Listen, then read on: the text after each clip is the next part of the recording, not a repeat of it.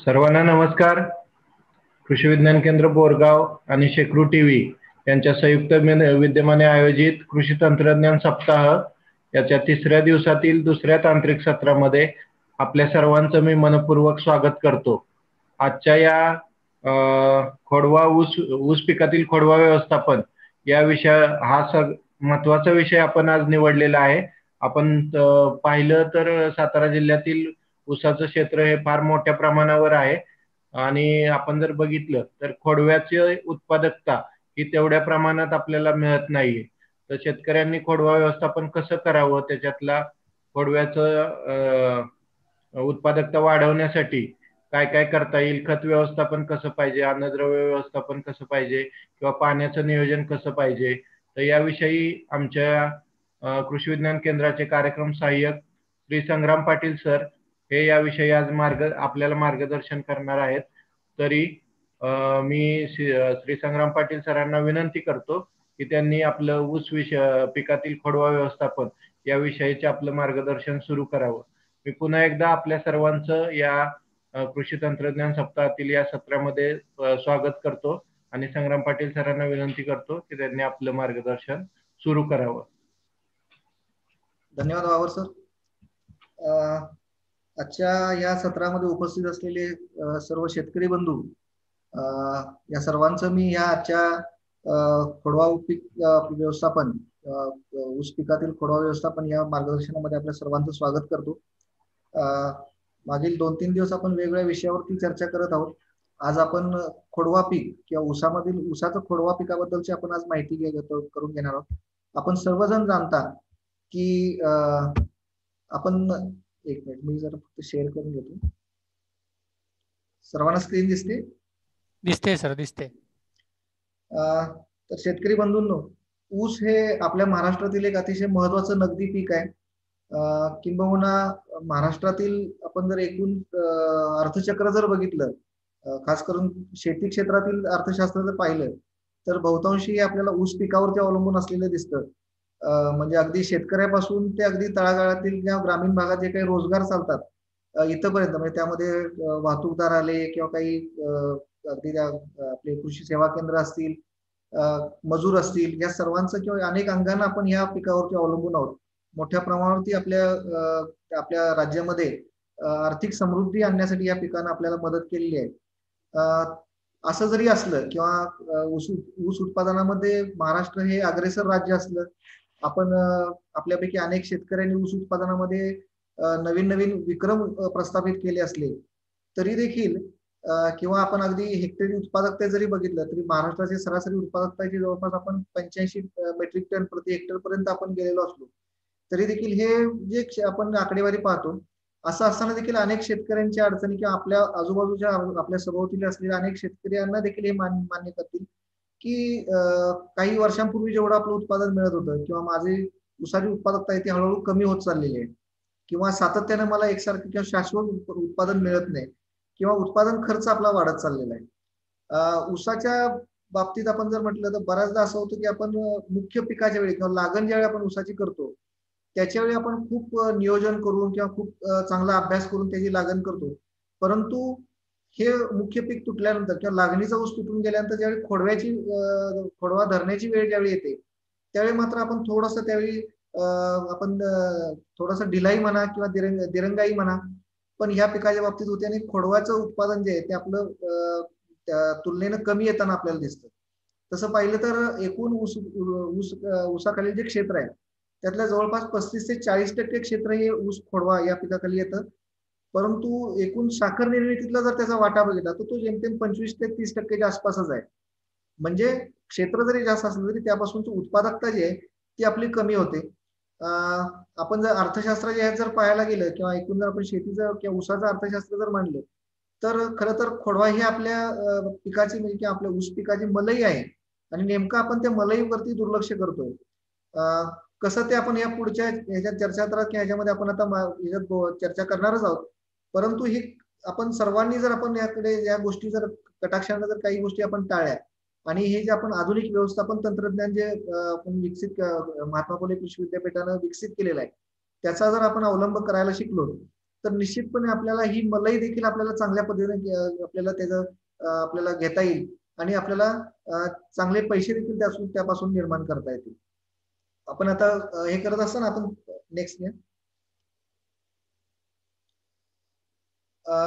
खोडवा व्यवस्थापन आपण हे करत असताना ऊस खोडवा का ठेवायचा आपण, म्हणजे बऱ्याच शेतकरी असेही आहेत की ज्यावेळी चर्चेला की इथं काही वेळा फोनवरती ज्यावेळेस हे होतो त्यावेळी ते सांगतात की आम्ही खोडवा घेतच नाही, मुख्य पीक घेतो, लावण हे करतो आणि ती काढून टाकतो आणि दुसरं पीक घेऊन टाकतो. तर मला वाटतं त्यांच्या नियोजनात किंवा पुढच्या पिकाच्या दृष्टीने ते तसं करत असतील, पण सर्वसाधारण जर आपण पाहिलं तर ऊस निघाल्यानंतर किंवा लागणीचा ऊस निघाल्यानंतर आपण जर खोडवा व्यवस्थापन देखील करायला शिकलो तर मला वाटतं आपल्याला जो काय फायदा आहे हा एकूण फायदा निश्चितपणे आपल्याला त्यापासून जास्त मिळेल. आणि त्याच्यासाठी काही फायदे खोडवा ठेवल्यामुळे काय काय फायदे आपल्याला किंवा ह्याच्यामध्ये काय फायदे असतात ते आपण थोडक्यात बघूया. सगळ्यात पहिलं म्हणजे आपण जर खोडव्याचं जर आपण बघितलं तर ह्याला आपल्याला फारसं आपल्याला सुरुवातीचा खर्च जास्त काही करावा लागत नाही.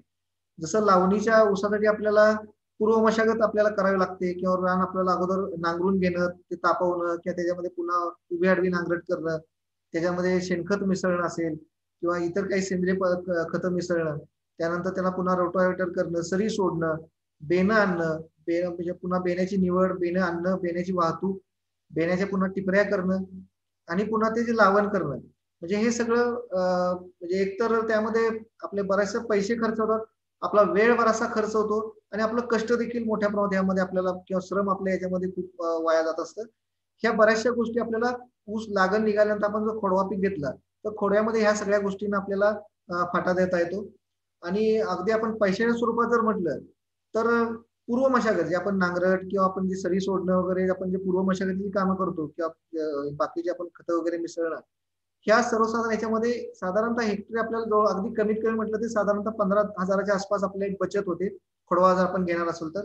आणि बेने जे आहेत आपण बेणं नवीन बेणं आणणं, त्याची वाहतूक करणं, ते हे करून त्याचे लावण करणं, ह्यामध्ये साधारणतः एक 15 ते 20,000 म्हणजे एकूण जर आपण खोडवा पीक ठेवलं तर सर्वसाधारणपणे हेक्टरी आपल्याला जवळपास 30 ते 35,000 इथंच आपली बचत होत असते. किंवा दुसऱ्या शब्दात जर सांगायचं झालं तर खोडवा पीक आपण घ्यायचं ठरवल्यानंतरच आपलं 30 ते 35,000 आपल्याला या पिकामध्ये फायदा हा निश्चित झालेला असतो. तर त्या दृष्टीने हे एक आपलं अतिशय महत्वाची फायद्याची गोष्ट आहे.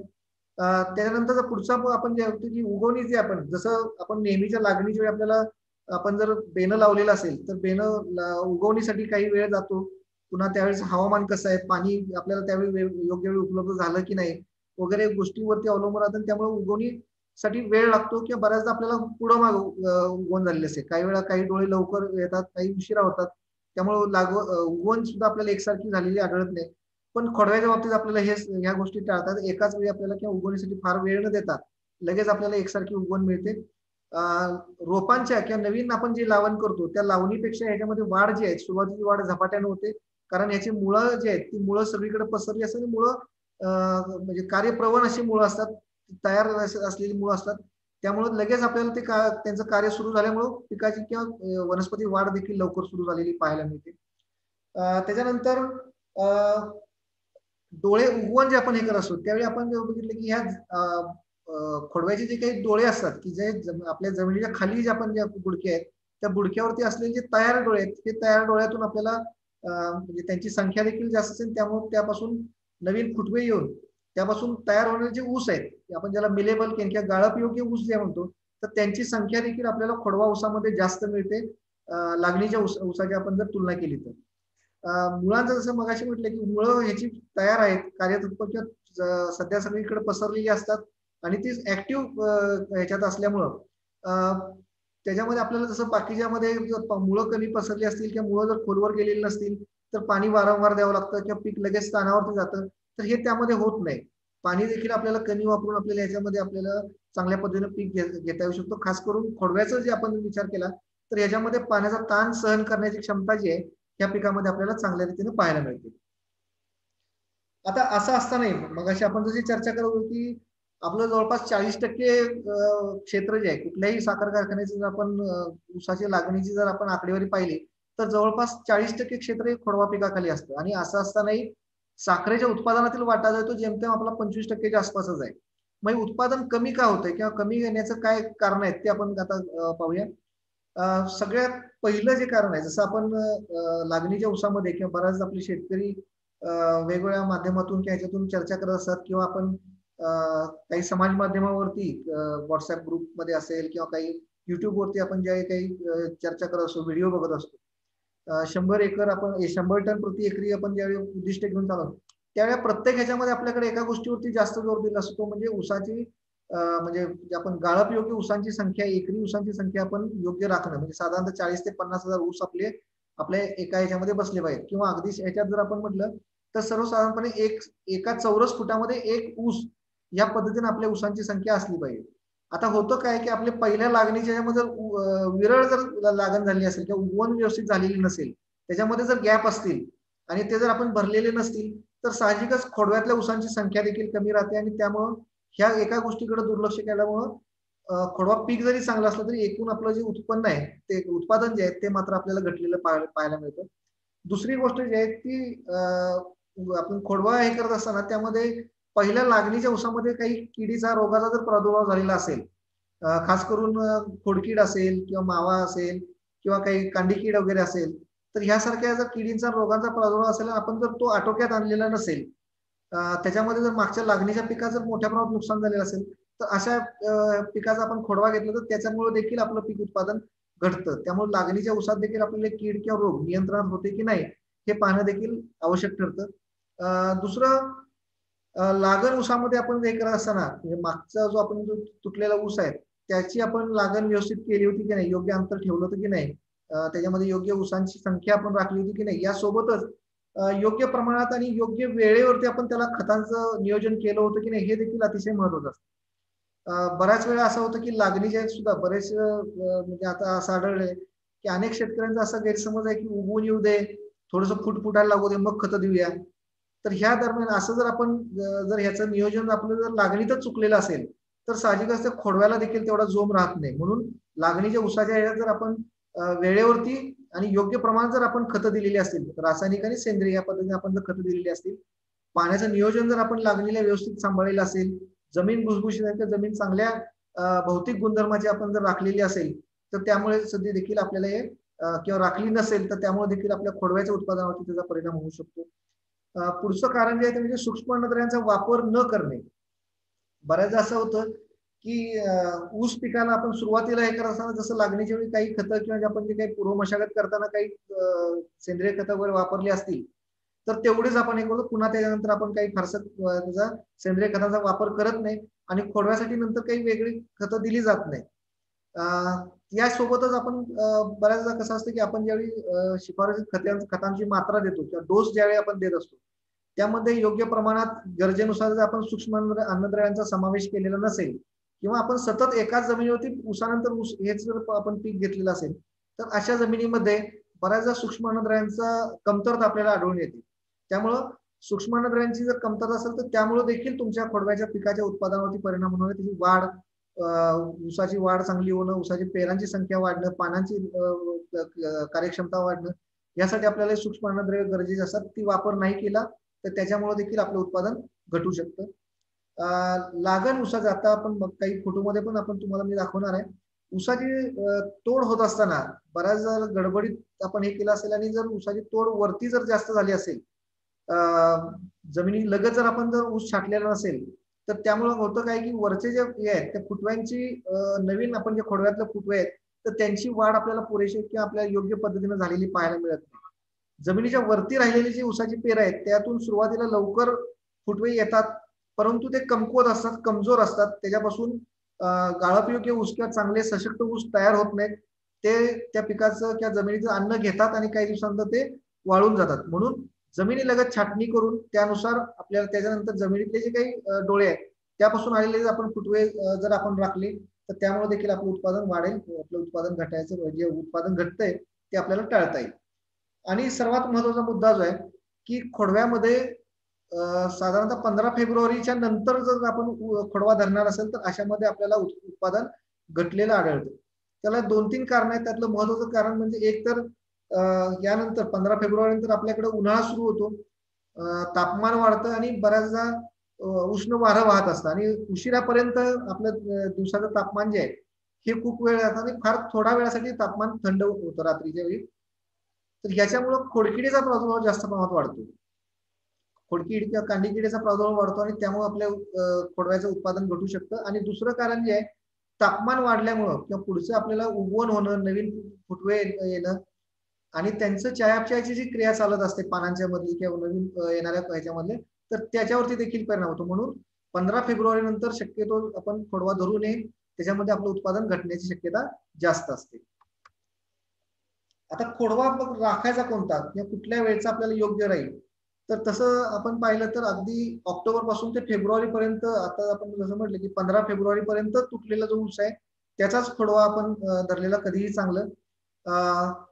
आतापर्यंत या मध्यवर्ती ऊस संशोधन केंद्र पाडेगाव यांनी या पिकावरती वेगवेगळ्या याच्यावरती अभ्यास केला, त्यामध्ये देखील असं आढळून आलेलं आहे की साधारणतः जो कारखान्याचा गळीत हंगाम सुरू झाल्यानंतर पहिल्या ह्याच्यात जो काही ऊस जातो, आपण जर पूर्व हंगामी आपण याला ऐकून धरू, साधारणतः ऑक्टोबर महिन्यात जो काही ऊस तुटून जातो त्याचा जर आपण खोडवा पाहिला तर ह्याचं उत्पादन उशिरा तुटलेल्या खोडव्याच्या आपण जर बघितलं, त्याच्यानंतर नोव्हेंबर, डिसेंबर, जानेवारी, फेब्रुवारी पर्यंत तुटलेला जर आपण खोडवा बघितला, तर त्यामध्ये आपल्याला ऑक्टोबर मध्ये जर आपण खोडवा आपण जर पीक धरलेलं असेल तर त्याचं उत्पादन आपल्याला सर्वात चांगलं उत्पादन त्यामध्ये आढळलेलं आहे. दुसरं, खोडवा धरत असताना म्हणजे मगाशी आपण जसं चर्चा केली की पहिल्या पिकामध्ये कीड आणि रोग यांचं प्रमाण जास्त नसावं. जर पहिल्या पिकामध्ये लागणीच्या ऊसामध्ये आपल्याला किडींचा प्रादुर्भाव जास्त असेल तर अशा पिकामध्ये आपल्याला त्याचा खोडवा धरणं फायदेशीर, तितकंच फायदेशीर ठरत नाही, कारण त्याच्यामुळे पुढचं आपल्याला त्याची वाढ, संगोपन, निगा याच्यावरती खर्चही वाढतो आणि तितकं आपल्याला फायदेशीर आपल्याला राहत नाही. सर्वसाधारणपणे आपण जर बघितलं लागवडीच्या ऊसामध्ये जर अडसाली ऊस असेल तर अडसाली ऊसाचं सरासरी 150 टन प्रति हेक्टर, पूर्व हंगामीमध्ये 125 टन प्रति हेक्टर आणि सुरू ऊसाचं साधारणतः 100 टन प्रति हेक्टर पर्यंत जर आपलं उत्पादन आलेलं असेल किंवा अगदी सोप्या ह्याच्यात आपल्याला जे करायचं आपण जर घेतलं तर अडसाली ऊसाचं साधारणतः 1.5 टन प्रति गुंठा या प्रमाणात उत्पादन, पूर्व हंगामीमध्ये 1.25 टन प्रति गुंठा आणि सुरू मध्ये साधारणतः 1 गुंठा प्रति टन, 1 टन प्रति गुंठा या प्रमाणात जर आपल्या पिकाचं उत्पादन आलेलं असेल तर असा पिका आपण निश्चितपणे आपण खोडवा चांगल्या रीतीने घेऊ शकतो. आता आपण हे केलं की जसं ऐकलं की पूर्व हंगामी किंवा ऑक्टोबर मध्ये जर आपण जर खोडवा धरला तर तो सर्वात फायदेशीर ठरतो. परंतु आता प्रत्येकाच्या आपली ऊसाची तोड कधी होते त्याच्यावरती अवलंबून असतं. सर्वसाधारणपणे 15 फेब्रुवारी पर्यंत आपल्याला खोडवा घ्यायचा आहे. त्याच्यापेक्षा जास्त जर खोडवा झाला तर त्याला पोषक असं वातावरण, तापमान मिळत नाही आणि पुन्हा किडींचाही प्रादुर्भाव होतो. म्हणून शक्यतो 15 फेब्रुवारी नंतर खोडवा घेऊ नये. त्याच्यानंतरचा महत्वाचा मुद्दा जो आहे खोडवा घेत असताना तो म्हणजे त्या जमिनीची निचऱ्याची अवस्था कशी आहे.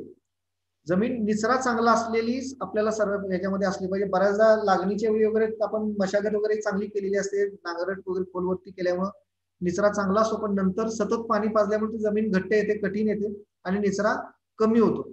तर त्या निचरा जर कमी झाला तर त्यामुळे देखील आपल्या खोडव्याच्या वाढीवरती परिणाम आपल्याला झालेला पाहायला मिळतो. म्हणून चांगल्या निचऱ्याची जमीन असावी किंवा जर निचरा नसेल तर तो सुधारण्यासाठी आपल्याला काही प्रयत्न करणं गरजेचं असतं. म्हणजे शेताच्या उताराच्या दिशेने आपल्याला काही चर वगैरे काढून किंवा मधल्या ह्याच्यामध्ये आपण काही सेंद्रिय पदार्थ किंवा जास्त प्रमाणात टाकून किंवा मध्ये ठराविक अंतरावरती आपण काही चर घेऊन ते दगड हे करून आपण तशाही पद्धतीने आपण निचरा सुधारून घेणं किंवा काही रासायनिक भूसुधारकांचा वापर करून सुद्धा आपल्याला निचरा सुधारणा करून घेणं आवश्यक असतं. तर आपल्याला खोडवा पीक चांगला राखता येईल.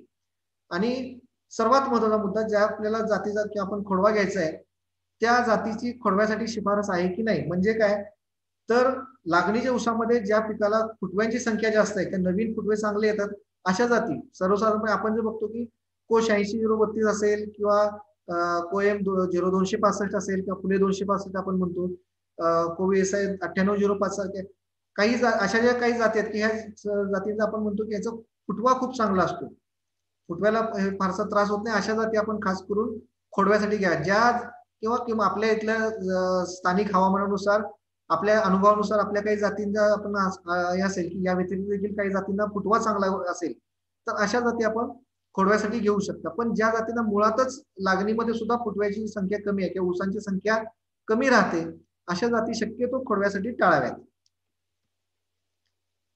आपल्याला आता ह्याचं खोडव्याचं उत्पादन वाढवायचं असेल तर काय, आता जसं म्हटलं की ह्या ठराविक जाती ज्या आहेत विशिष्ट जाती ज्याच्या फुटवा चांगला आहे, ऊसांची संख्या ज्या पासून आपल्याला जास्त मिळू शकते अशा जाती निवडल्या पाहिजेत. दुसरं, मगाशी आपण चर्चा केली त्याप्रमाणे खोडव्याची योग्य वेळ आपल्याला राखता आली पाहिजे. म्हणजे सर्वसाधारणतः फेब्रुवारी 15 पर्यंतच आपल्याला, म्हणजे उन्हाळा सुरू होण्यापूर्वी किंवा उष्ण तापमान वाढण्यापूर्वीच आपल्याला पीक तुटलेलं असावं, त्याच्या अगोदर आपण तो खोडवा आपण धरलेला असावा. त्यानंतर मशागत. आता मशागतीमध्ये बऱ्याचदा आपण हे होतं की आता तसं पाहिलं तर खोडव्यामध्ये आपण पहिलं पीक तुटल्यानंतर इतर कुठलंही मशागत आंतरमशागत न करता आपण फक्त बुडके मोकळे करणं, छाटणं आपण पुढे पाहणारच आहोत. ते करून जे घेतलं त्याला बाकी वेगळी कुठले अवजारांच्या साहाय्याने कुठली मशागत करण्याची आवश्यकता नाही. काही प्रमाणात आपण शेतकऱ्यांचं हे असतं की जारवा तोडला पाहिजे किंवा कडेनं थोडंसं माती हे करायला पाहिजे. तर त्या पद्धतीने आपण थोड्याफार प्रमाणात काही मशागत करू शकतो. रान घट्ट आलं असं ते तेवढं पण मोकळं करण्यासाठी वगैरे काही मशागत असेल तर तेवढी मशागत आपल्याला याच्यामध्ये करणं ठीक आहे. पण त्याच्यापेक्षा जास्त उगीच मशागतीसाठी खर्च किंवा आंतर मशागतीसाठी खोडवा पिकासाठी जास्त मशागत करणं शिफारसही नाही आणि त्याची आवश्यकताही राहणार नाही. जर आपण ह्या आधुनिक पद्धतीचा आपण जे पुढे पाहणार आहोत या पद्धतीचा अवलंब केला तर याची आवश्यकता देखील राहणार नाही. दुसरं, पाण्याचं नियोजन जे आहे तर ते ह्याच्यामध्ये देखील महत्त्वाचं आहे. पाण्याचं नियोजन म्हटलं की बऱ्याच जणांच्या आपल्या डोळ्यासमोर चित्र येईल की मग पाणी जास्त प्रमाणात सोडावं लागेल किंवा आमचं मग किती दिवसाला सोडू, पाणी भरपूर चाललं पाहिजे का, 8 तास दिलं पाहिजे का, 10 तास दिलं पाहिजे का. तर खोडव्यामध्ये आपल्याला जमीन जास्तीत जास्त काळ वापशावरती कशी राहील, जमिनीमध्ये ओलावा फक्त आपल्याला टिकवायचा आहे, त्यामध्ये पाणी साठून राहणार नाही याची काळजी घ्यायची आहे. आणि सर्वसाधारण आपण आता पुढे जे पाचट वगैरे जर आपण ठेवलं असेल तर नेहमीच आपण जे पारंपरिक पद्धतीमध्ये जे आपण पाणी देत होतो तर त्यापेक्षा साधारणतः दीडपट किंवा दीडपट आपल्याला जास्त कालावधीनं पाणी द्यायचं. म्हणजे अगदी आपण जर तुम्ही नेहमीच्या पद्धतीत जर तुम्ही 10 दिवसानं पाणी देणार असाल तर आपल्याला या आधुनिक आपण पद्धतीमध्ये आपण साधारणतः 15 दिवसानं म्हणजे अजून आपण दीडपट अंतर वेळ वाढवून देऊ पाण्याचं नियोजन करायचं आहे. जमिनीच्या मजदुरानुसार सुद्धा त्यामध्ये पुन्हा पाण्याचं नियोजन आपल्याला पाहावं लागेल. जमीन निचरा कसा आहे, जमीन पाणी किती, ओलावा किती धरून ठेवते, आपल्या आजूबाजूला म्हणजे मोकळं क्षेत्र आहे का, म्हणजे वारं जर जास्त वेगाने वाहत असेल आपल्या इथं तर ओलावा जास्त लवकर उडून जातो. अशा वेळी आपल्याला पाण्यामधील जे दोन याच्यामधलं अंतर आहे ते थोडंफार कमी करावं लागतं. तर किंवा जमीन उताराची आहे का त्यानुसार. फक्त एक मुद्दा आपल्याला लक्षात ठेवायचा आहे पाण्याचं नियोजन करायचं, जमीन आपली जास्तीत जास्त काळ वापशावरती राहील. पाणी दिल्यानंतर जर वापसायला खूप वेळ लागतोय तर अशा याच्यामध्ये आपलं पाणी तर कमी अंतरानं थोडं थोडं पाणी आपण देऊन पाण्याचं नियोजन करणं आवश्यक आहे. आणि पीक संरक्षण, मग अशी आपण म्हटलं की बऱ्याचदा पूर्वीच्या पिकामध्ये, लागणीच्या पिकामधल्या जर किडींचा प्रादुर्भाव जास्त असेल ते जर नियंत्रण केलेलं नसेल तर त्यामुळे देखील आपल्याला खोडव्यावरती परिणाम होऊन पीक संरक्षण करणं, किडींचा किंवा रोगांचा प्रादुर्भाव योग्य वेळी रोखणं, त्याचं नियंत्रण करणं हे आपल्याला घेण्यासाठी उत्पादन जास्त घेण्यासाठी फायदेशीर ठरतं. आता खोडव्याचं आपण जर काही मशागत करायची असेल किंवा हे करायचं असेल तर काय करावे लागेल. तर पहिली गोष्ट म्हणजे शक्यतो जेवढा शक्य होईल तेवढं आपल्याला आहे तसंच पीक ठेवून, पहिल्या ज्या सऱ्या आहेत त्याच तशाच ठेवून आपल्याला करायचं आहे. अगदीच आपल्याला जमीन खूप घट्ट आली असेल असे वाटत असेल किंवा ऊस तोडताना वगैरे जर काही जास्त दबली गेली असं वाटत असेल तर आपण काही आंतरमशागतीची कामं आपण जे काही जारवा तोडणं वगैरे म्हणतो तर तितपत आपण करू शकतो. पण आपल्याला आता एक खोडवा जो हे करत असताना सुरुवातीला काय काय आपल्याला करावं लागतं. पहिली गोष्ट म्हणजे जो काही पहिला ऊस तुटताना जो काही पाचट निघालेला आहे ते पाचट आपल्याला न जाळता त्याचा आपल्याला ह्या पिकामध्ये पुढच्या खोडव्या पिकासाठी आच्छादन म्हणून त्याचा वापर करायचा. आता बऱ्याच शेतकऱ्यांची अशी शंका असते की मग पाचट कुट्टी करायची का, त्याचं बारीक काय करायचं का किंवा अजून काही त्याला प्रक्रिया हे करायची आहेत का. पाचट कुट्टी करायची आपल्याला आपण इतर आपल्या अडचणींच्या मुळे किंवा इतर आपल्याला काही उंदीर असतील किंवा आपल्या शेतामध्ये फिरता येत नाही अशा काही अडचणीमुळे बऱ्याच ठिकाणी पाचट कुट्टी केली जाते. पण पाचट कुट्टी करण्याची देखील आवश्यकता नाही. आपण आहे असं निघालेलं पाचट सरीमध्ये दाबून घ्यायचंय, एकाड एक सरी घेऊन किंवा वरंबे आपले जे आहेत ते ह्याचे मोकळे करून घ्यायचे आहेत, एकाड एक सरीमध्ये पाचट दाबून मधली जी मोकळी सरी हे झालेली आहे त्याच्यामध्ये आपल्याला जर करायचं असेल तर जाळवा तोडणं किंवा दोन पारीच्या अवजारा साहाय्याने आपण फक्त बगला फोडून घेणं अशा काही मशागतीचा आपण कमी प्रमाणात करू शकतो. पाचट सरीमध्ये दाबून घेतल्यानंतर काय करायचं, आपल्याला वरती जमिनीच्या वरती राहिलेले जे काही बुडके आहेत किंवा काही ऊसाची काही पेरं वरती राहिलेली आहेत ती जमिनी लगत पहिल्यांदा ऊस तुटल्यावर कमीत कमी वेळात आपल्याला हे छाटून घ्यायचे. हे छाटत असताना आपण जो कोयता वापरणार आहे तो पहिलं म्हणजे तो धारदार कोयता असावा जेणेकरून एकाच गावामध्ये तो व्यवस्थितरित्या काप घेतला जावा, त्याला इजा होऊ नये किंवा तो चिरफळला जाऊ नये अशा पद्धतीने धारदार कोयत्यानं हे करून घ्यायचंय. हे करत असताना एक आपण अजून हे जर आपण एक काळजी घेतली, बऱ्याचदा काय होतं की आपल्या ऊसामध्ये लालकूज नावाचा एक रोग आढळतो. आपण जर छाटत गेला तर त्याच ह्याच्यावरची बुरशी जर आपण जर हे केली असेल तर ती पुढचा बुडका छाटताना तिथं त्याचा प्रसार होऊ शकतो. म्हणून मधून मधून जर आपण बुरशीनाशकाच्या द्रावणाचा हा कोयत्याचा आपण बुडवून कट केला तर अजून चांगलं. त्याच्यानंतर हे आपण या पद्धतीनं बुडके छाटून घ्यायचे. बुडके छाटून झाल्यामुळे काय होतं की वरून येणारे फुटवे जे आहेत म्हणजे वरती राहिलेले ते फुटवे जमिनीतले जे काही डोळे आहेत त्यापासूनचे नवीन फुटवे येतात आणि ते सगळे फुटवे जोमदार येतात, चांगले येतात. त्यापासून आपल्याला ऊसांची संख्या देखील चांगली मिळते. एकदा हे बुडके छाटून घेतल्यानंतर आपल्याला 0.1% कार्बेंडाझिम या बुरशीनाशकाची त्याच्यावरती फवारणी करायची.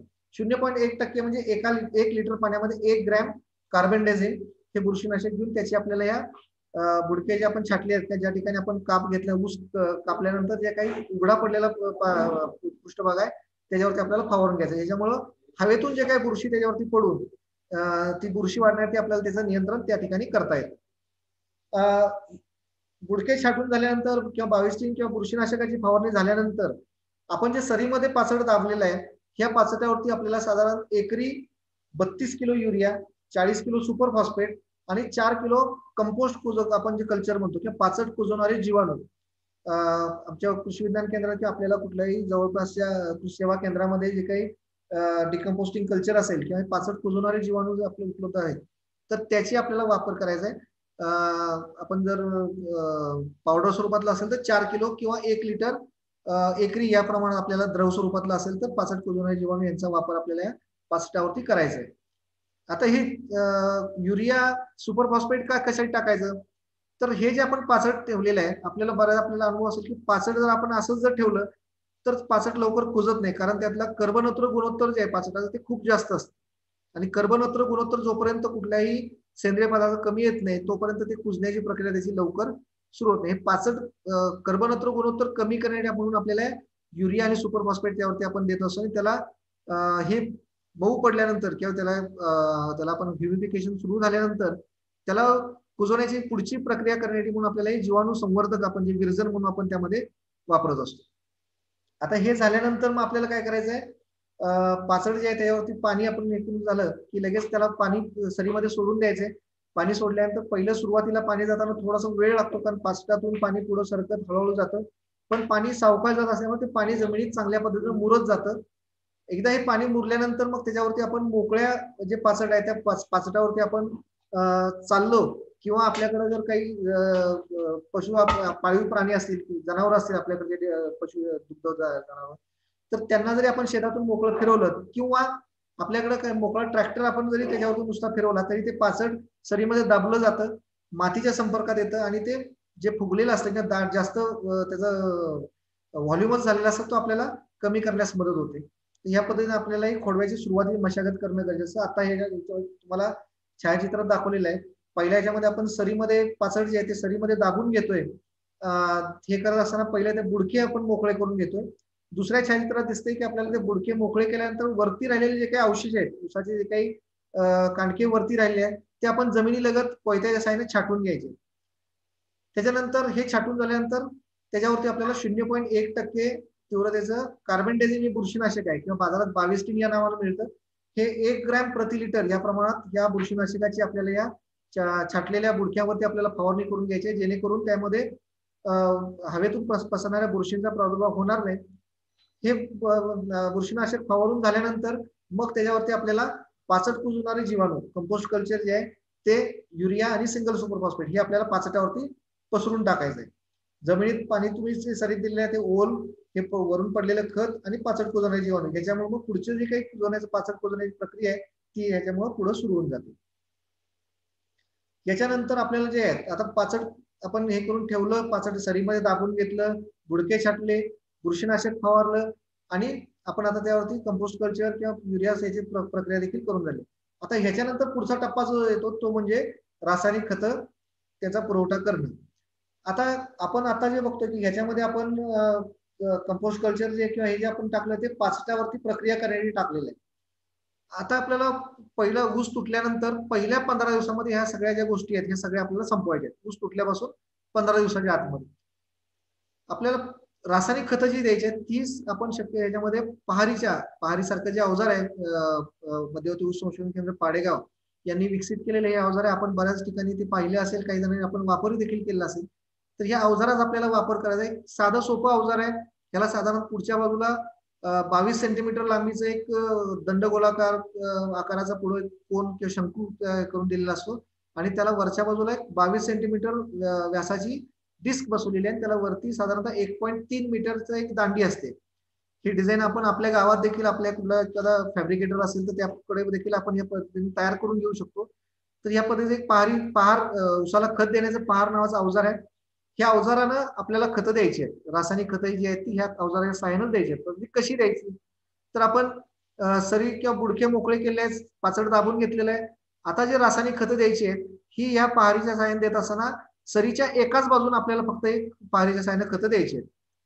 कुठल्याही एक सरीच्या बाजूने आपण जे पहारी देणार ते साधारणतः त्या सलग ओळीमध्ये प्रत्येक 1-1 फुटावरती या पहारीच्या सहाय्यानं खड्डे घ्यायचे. ते खड्डे साधारणतः पहारीची जे वरची डिस्क आहे त्यावरती जी चकती बसवली आहे ती चकतीपर्यंत ती पहार जमिनीमध्ये पूर्ण दाबायची. म्हणजे साधारणतः 22 सेंटीमीटर खोलीचा खड्डा त्या ठिकाणी तयार होईल आणि या प्रत्येक खड्ड्यामध्ये आपल्याला रासायनिक खतं टाकून माती आडती करून घ्यायची. आता पहिला जो हप्ता आहे हा आपण सरीच्या एका बाजूने देणार आहोत आणि राहिलेला जो नत्र म्हणजे आपल्या रासायनिक खतांचा जो अर्धा हप्ता आपण किंवा अर्धा डोस जो आहे तो आपण सुरुवातीला द्यायचा आहे आणि राहिलेला अर्धा डोस रासायनिक खताचा डोस आहे हा ऊस तुटल्यापासून 135 दिवसानंतर आपल्याला द्यायचा आहे. तो आता जे आपण सुरुवातीला खतं दिली आहेत त्याच्या विरुद्ध बाजूने म्हणजे दुसऱ्या सरीच्या दुसऱ्या बाजूने आपल्याला याच पद्धतीने 1-1 फुटावरती प्रत्येक एका सरळ ओळीमध्ये 1-1 फुटावरती खड्डे घेऊन त्या पद्धतीने आपल्याला द्यायचं आहे. आता याच्यामध्ये आपल्याला पहारीच्या साहाय्याने खतं कशी देतात ते दिसतंय. त्यानंतर आपल्याला म्हणजे पाचट ठेवल्यानंतर नंतर वाढ झाल्यानंतर आपल्याला पिकाची वाढ झाल्यानंतर पीक कसं ते उभं राहिलेलं ते दिसतंय. पाचट ठेवल्यामुळे आता नेमकं होतं काय तर सगळ्यात महत्त्वाचं म्हणजे पाचट ठेवल्यामुळं उत्पादन खर्च जे आहेत म्हणजे पाचट बाहेर काढणं वगैरे बाकीच्या गोष्टी ज्या आहेत किंवा उत्पादन खर्चामध्ये 25 ते 30% बचत होते. हे कशामुळे होते तर सगळ्यात पहिली गोष्ट पाचट आपण जी ठेवतोय ते हळूहळू कुजणार आहे. कुजत असताना त्यातील काही सेंद्रिय पदार्थ त्या जमिनीमध्ये मिसळणार आहेत. आपण सर्वसाधारण पाहिलं तर साधारणतः एका हेक्टरमध्ये जवळपास 8 ते 10 टन पाचट आपल्याकडे तयार होतो. ह्या 8 ते 5 टन जे आपण 10 टन पाचट तयार होणार ह्या पाचटामध्ये काय काय असतं तर ह्या पाचटामध्ये सर्वसाधारणपणे आपण नत्र स्फुरदपालक यांचे जर आपण अंदाजे आपण जर पाहिलं तर सर्वसाधारण 0.5% नत्र, 0.2% स्फुरद आणि 0.7 ते 1%च्या आसपास साधारणतः पालाश या प्रमाणात अन्नद्रव्य ह्या पाचटामध्ये असतात. या व्यतिरिक्त त्यामध्ये सूक्ष्म अन्नद्रव्य आहेत, काही प्रमाणात सिलिकॉन सारखे अन्नद्रव्य त्यामध्ये असतात की जे आपल्याला काही कुजल्यानंतर आणि त्या आपल्या पुढच्या पिकाला उपयोगी पडतात. आणि सर्वात महत्त्वाचं म्हणजे या पाचटामुळे आपल्या जमिनीत सेंद्रिय कर्माचा पुरवठा मोठ्या प्रमाणात होणार असतो. म्हणजे आपण जर याचा जर हे केलं की साधारण एका हेक्टरमध्ये म्हणजे 2.5 एकरात जर 8 ते 10 टन पाचट निघत असेल तर आपण खतांच्या हिशोबात जर बघायला गेलं तर साधारणतः 40 ते 50 किलो नत्र आपल्याला ह्या पाचटामुळे आपल्या जमिनीला मिळतं. 20 ते 30 किलो स्फुरद आपल्याला ह्या पाचटातून मिळतं आणि जवळपास 75 ते 100 किलो पोटॅश जो आहे हा पोटॅश आपल्याला पाचटापासून मिळणार आहे. आणि शिवाय जवळपास 3 ते 4 टन सेंद्रिय कर्ब आपल्या या पिकात या पाचटामुळे आपल्या जमिनीत मिसळला जाणार आहे. आता साधारणतः जर आपण 40 किलो जर नत्र आपण जर म्हटलं 40 ते 50 किलो नत्र पाचटापासून मिळतोय. हे जर आपण युरियाच्या स्वरूपात जर आपल्याला हे 40 ते 50 किलो नत्र द्यायचं असेल तर जवळपास आपल्याला 2 ते 2.5 कोटी नत्र आपल्याला किंवा युरिया आपल्याला घ्यावं लागेल. म्हणजे आजच्या हिशोबाने सर्वसाधारण आपल्याला 1,000 रुपयाचा आपल्याला युरिया खर्च आपल्याला करावा लागेल. यामध्ये हा आपल्याला मोफत आपल्याला या पिकामधून मिळणार आहे. अन्यथा आपण हे जाळून टाकलं असतं. आता जाळून टाकल्यामुळे काय होतं ज्यावेळी आपण पाचट जाळतो ते पाचट जाळल्यामुळे जमीन तापली जाते. जाळल्यामुळे यातले जे बरेचसे अन्नद्रव्य आहेत हे नष्ट होतात. यातला जो काही सेंद्रिय कर्ब आहे तो नष्ट होतो. शिवाय जमीन तापल्यामुळे किंवा जमिनीत वरचा जो थर आहे तो तापला गेल्यामुळे जमिनीत असलेले जे काही सूक्ष्मजीवाणू आहेत हे देखील मोठ्या प्रमाणात ते सूक्ष्मजीवाणूंची संख्या कमी होऊन जाते की ज्यामुळे आपण जे नंतर घातलेली रासायनिक खतं आहेत ती रासायनिक खतं पिकांपर्यंत किंवा पिकांच्या मुळांपर्यंत पोहोचू शकत नाहीत किंवा पिकांना ती विद्राव्य स्वरूपात मिळू शकत नाहीत. त्यामुळे रासायनिक खतांची कार्यक्षमता देखील कमी होते. फक्त आपण हे पाचट जाळत असल्यामुळे आपल्याला अडचण होते किंवा त्रास होतो म्हणून आपण बऱ्याचदा हे जाळतो. पण त्यामुळं हे सगळ्या गोष्टी होतात. त्यामुळं उत्पादनावरती जे आहे ते सर्वसाधारण आपल्याला 25 ते 30% त्यामुळं आपण पाचट ठेवले तर हे सगळ्या गोष्टी आपल्याला 25 ते 30% बचत करून देत असतात. दुसरी गोष्ट मजूर जे आहेत मजुरीमध्ये मोठ्या प्रमाणात बचत होते. म्हणजे आपल्याला मध्ये मध्ये भांगलणी असेल, खुरपणी असेल, काही तणनाशक फवारणी असेल यासारख्या गोष्टींमध्ये आपल्याला मोठ्या प्रमाणात या सारख्या खर्चामध्ये बचत होते. कारण पाचटाचं आच्छादन असल्यामुळे मुळात जमीन काय होते जमीन जास्त तापली जात नाही. जमीन ओलावा जास्त धरून ठेवते जमीन ओलावा धरून ठेवत असल्यामुळं पाणी वारंवार द्यावं लागत नाही, पाण्यावरती आपल्याला किंवा पाण्याच्या पाळ्या कमी द्याव्या लागतात, त्यासाठी लागणारी मजुरी आपली कमी होते. पाणी कमी देत असल्यामुळं जे काही किंवा ओलावा धरून ठेवत असल्यामुळं आपण दिलेली रासायनिक खतं धुवून जात नाहीत किंवा मुळांच्या कक्षेच्या खाली निघून जात नाहीत. याशिवाय पाचट हळूहळू कुजत असताना त्यामध्ये जी काही जीवाणूची संख्या मोठ्या प्रमाणात वाढते आणि जीवाणूची संख्या वाढल्यामुळं रासायनिक खताची कार्यक्षमता वाढवण्यास देखील आपल्याला मदत होत असते, त्यामुळे देखील आपलं उत्पादन वाढीला मदत होते. आता हे जे काही कुजण्याची प्रक्रिया, आता जसं म्हटलं की ही कुजण्याची प्रक्रिया चालू असताना त्यामधून काही रासायनिक द्रव्य पाजतात, काही सेंद्रिय आम्ल किंवा ऍसिडची निर्मिती होत असते, ज्याला कार्बोनिक ऍसिड असेल किंवा अशी जी काही सेंद्रिय आम्ल तयार होतात. ह्या सेंद्रिय आम्लांच्या मुळे देखील तुम्ही घातलेली जी रासायनिक खत आहेत ही लवकर पाण्यामध्ये विरघळण्यास मदत होते, ती लवकर पिकाला मिळण्यास देखील मदत होत असते. शिवाय ह्याच्यामुळं तुमची जमिनीचे जे काही भौतिक गुणधर्म आहेत, रासायनिक गुणधर्म आहेत किंवा जैविक गुणधर्म आहेत, भौतिक म्हणजे गुणधर्म म्हणजे कोणते, तर जमीन आपली मऊ राहणं, जमिनीचा निचरा चांगला राहणं, जमिनी हवा आणि पाणी खेळती राहणं, जमिनीमध्ये ज्याला आपण हवा अदला बदल होणं, ह्यासारख्या ज्या गोष्टी आहेत, आणि जमिनीचं तापमान योग्य राखण्यासाठी आपल्याला हे पाचट कुजत असताना किंवा त्यापासून जे काही सेंद्रिय पदार्थ त्यामध्ये मिसळले जातात त्याची मदत होत असते. रासायनिक गुणधर्मांच्या बाबतीत म्हणायला गेलं तर आपल्याकडं पाचट ठेवल्यामुळं त्या जमिनीची विद्युत वाहकता किंवा जमिनीची क्षारता जी आहे ती चांगली राहते, त्यामुळे मुळांच्या मार्फत किंवा मुळांचं कार्य चांगलं चालतं, जमिनीला सामू योग्य राखण्यास मदत होते. आणि जैविक गुणधर्मामध्ये साहजिकच सेंद्रिय पदार्थ आपण या जमिनीत देत असल्यामुळे त्या ठिकाणी जीवाणूंची संख्या, फायदेशीर जे आपले सूक्ष्म जीवाणू आहेत त्या सूक्ष्म जीवाणूंची संख्या देखील वाढण्यास मदत होत असते. बऱ्याचदा आपल्याकडे असं होतं की उन्हाळ्याचा हंगाम सुरू झाल्यानंतर तापमान वाढतं आणि नेमकं त्यावेळी आपल्याकडं नदीचं पाणी असेल किंवा विहिरीचं पाणी असेल तर ही जमिनीतलं पाण्याचं पातळी कमी होते, त्यामुळे आपल्याला पाणी कमी प्रमाणात उपलब्ध होतं. म्हणजे नदीच असेल तर बऱ्याचदा नदीच्या किंवा ह्याच्यामध्ये आपल्याला पात्रात पाणी नसतं किंवा वाट बघत राहावं लागते, त्यामुळे आपल्याला ज्यावेळी आवश्यक असतं त्यावेळी पाणी देता येत नाही. पण पाचट ठेवल्यामुळं मुळातच आपल्याकडे जमिनीवरती आच्छादन असल्यामुळं बाष्पीभवन फार कमी होतं. वरून आच्छादन असल्यामुळे सूर्यकिरण डायरेक्ट जमिनीवरती पोहोचत नाहीत, त्यामुळे जमीन जास्त तापली जात नाही, त्यामुळे मुळांना शॉक बसत नाही. मुळांचं कार्य जे आहे ते सतत उन्हाळ्याच्या ह्याच्यात देखील ते तापमान वाढल्यानंतर देखील चांगल्या रीतीने चालू राहतं, त्यामुळे पीक ताणावरती जात नाही. पीक उन्हाळ्यामध्ये सुद्धा पाण्याचा ताण चांगल्या रीतीने सहन करू शकतं, किंवा बऱ्याच संशोधनामध्ये असं की जवळपास 40 ते 45 दिवसापर्यंत पीक पाण्याचा ताण सहन करू शकतं, ज्या शेतामध्ये जर आपण पाचट ठेवलेला असेल तर. मला वाटतं 45 दिवसापेक्षा आपल्याला ह्याच्यापेक्षा जास्त काही पाण्यामध्ये इतकं फार हे होणार नाही, तोपर्यंत आपण पाणी उपलब्ध होतच असतं. परंतु मध्ये जरी आपल्याला काही अडचण आली, काही विद्युत ह्याच्यामध्ये काही खंड झाला, तरी देखील आपण या पद्धतीमध्ये पाण्याचा ताण सहन करून आपलं पीक उन्हाळ्यात तग धरू शकतं. दुसरं, पाचट जर आपण सतत ठेवत असू, म्हणजे पहिल्या लागण झाल्यानंतर तुटल्यानंतर आपण पाचट ठेवलेलंच आहे, पण आपण जर नेहमी शेतात जर पाचट ठेवत गेलो तर आपण एकापेक्षा जास्त खोडवे, दुसरा खोडवा, तिसरा खोडवा, साधारणतः 3-4 खोडवे आपण त्याच ह्याच्यात एकाच ह्याच्यापासून आपण 4 खोडव्यापर्यंत ऊस उत्पादन घेऊ शकतो, फायदेशीररित्या आपण घेणं शक्य होतं. आता आपण मगाशी रासायनिक खतांचं बघत होतो, तर रासायनिक खतं वापरायची किती प्रमाणात वापरायची, तर खोडवा पिकासाठी आपल्याला सर्वसाधारणपणे 100 किलो नत्र, 46 किलो स्फुरद आणि 46 किलो पालाश ही एकरी देण्याचे आपल्याला शिफारस आहे. जर आपण 86-0-32 या जातीचा आपण 86-0-32 जर आपण ऊस जर खोडवा धरलेला असेल तर त्यासाठी आपल्याला ही जी खत आहेत ती सर्वसाधारणपणे आपल्याला एकरी 120 किलो नत्र, 56 किलो स्फुरद आणि 56 किलो पालाश या प्रमाणात आपल्याला देणं आवश्यक असतं.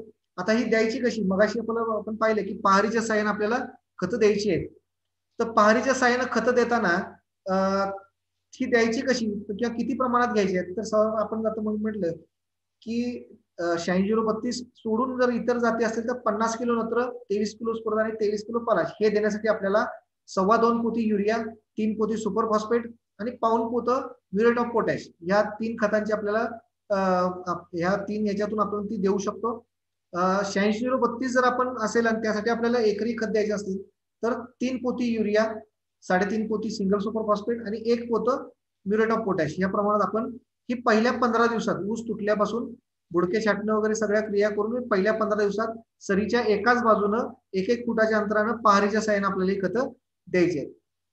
हा आपण दिलेला डोस जो आहे तो एकूण खत मात्रेच्या 50% आपण डोस दिलेला आहे, त्यामुळं उर्वरित 50% डोस जो आहे हा पहिल्या ह्याच्यापासून साधारणतः 135 दिवसाच्या अंतरानं, म्हणजे साधारणतः 4.5 महिन्याच्या अंतरानं आपल्याला सरीच्या विरुद्ध बाजूनं पुन्हा याच पद्धतीने सरळ रेषेमध्ये 1-1 फुटाच्या अंतरानं पहारीच्या अवजाराच्या साहाय्यानं आपल्याला हे खतं त्या माती ऍड करून द्यायची आहे. आता पहारीच्या साह्यानं एकाच बाजून आपण खतं दिल्यामुळे त्याचा फायदा काय होतो, तर आपण पारंपरिक पद्धतीत काय करतो की आपण सरीमध्ये खतं विस्कटून टाकतो. रासायनिक खतं विस्कटून टाकल्यामुळं हवेच्या संपर्कात आल्यामुळं त्याचा ऱ्हास होतो, उडून जातात किंवा त्याचं नुकसान होतं. बऱ्याचदा मध्ये पडल्यामुळं किंवा जिथं आपल्याला पिकाची हे नाही आहे किंवा आपल्याला आवश्यकता नाही त्या ठिकाणी जमिनीवरती पडल्यामुळे बऱ्याचदा तणांचा प्रादुर्भाव वाढतो. तर हा तणांचा प्रादुर्भाव इथं कमी होऊन जातो. हवेमध्ये किंवा सूर्याच्या किरणांच्यामुळे होणारं जे नुकसान आहे ते याच्यामध्ये कमी होतं.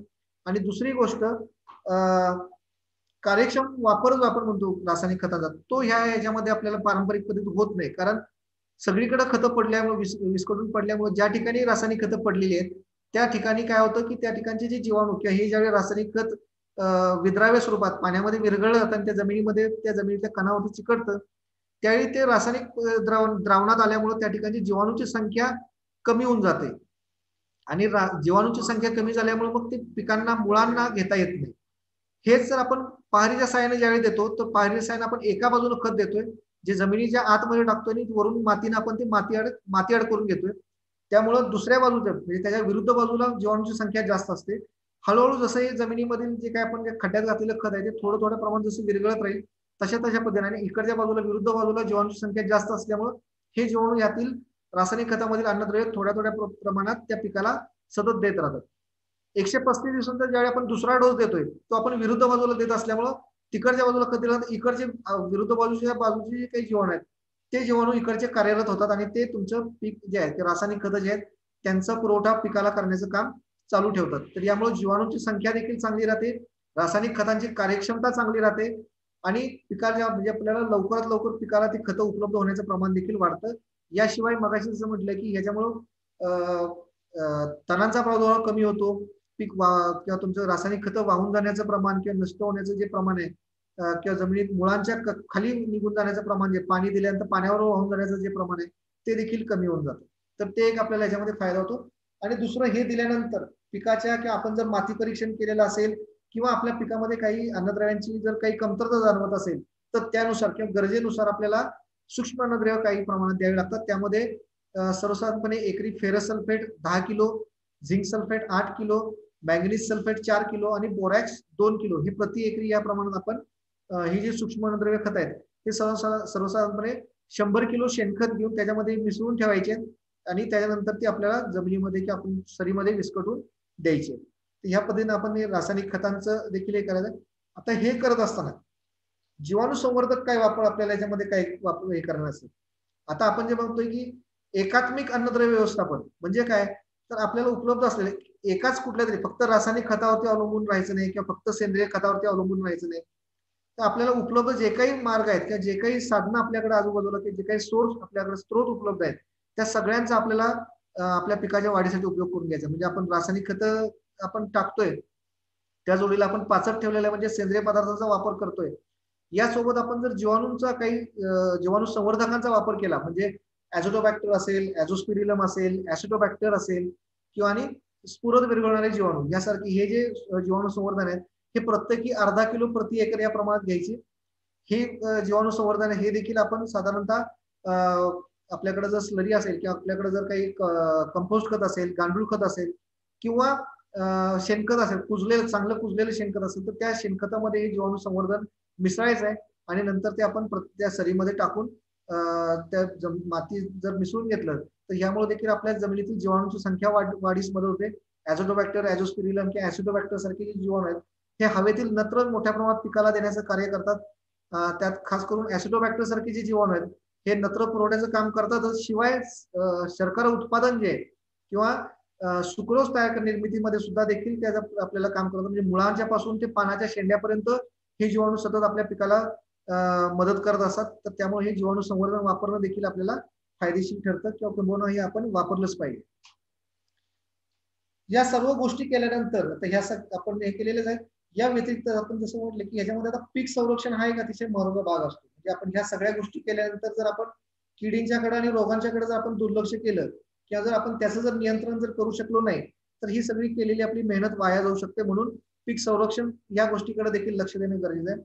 आपण जर खोडवा पिकामध्ये पाहिलं तर खास करून कानीसारखा रोग आहे, गवताळ वाढ किंवा मर रोग यासारख्या रोगांचं प्रमाण यामध्ये जास्त करून आढळतं. कानी किंवा गवताळ वाढ जे ती मुळात बेण्यातून पसरणार किंवा पहिल्या तुमच्या लागणीच्या ऊसात जर असेल तर त्यातून याच्या रोगाचा प्रसार होत असतो. म्हणून असं जर आपल्याला काही गवताळ वाढीचे वगैरे जर काही बेटं असतील तर ते त्याच वेळी आपल्याला ती बेटं सुरुवातीलाच शेतामधून काढून उपटून नष्ट करणं गरजेचं आहे. त्याच्या व्यतिरिक्त जर काही याच्यामध्ये आपल्याला काही रोग वगैरे असतील तर त्यानुसार आपल्याला त्याच्या बुरशीनाशकांची फवारणी घेणं गरजेचं असतं. खास करून आपण जर उशिरा जर आपण खोडवा घेतलेला असेल फेब्रुवारी नंतर जसं तापमान वाढायला लागेल तसं खोडकिडीचा प्रादुर्भाव त्या ह्याच्यामध्ये वाढायला लागतो उशिराच्या आपण जर घेतलं तर त्या पिकामध्ये.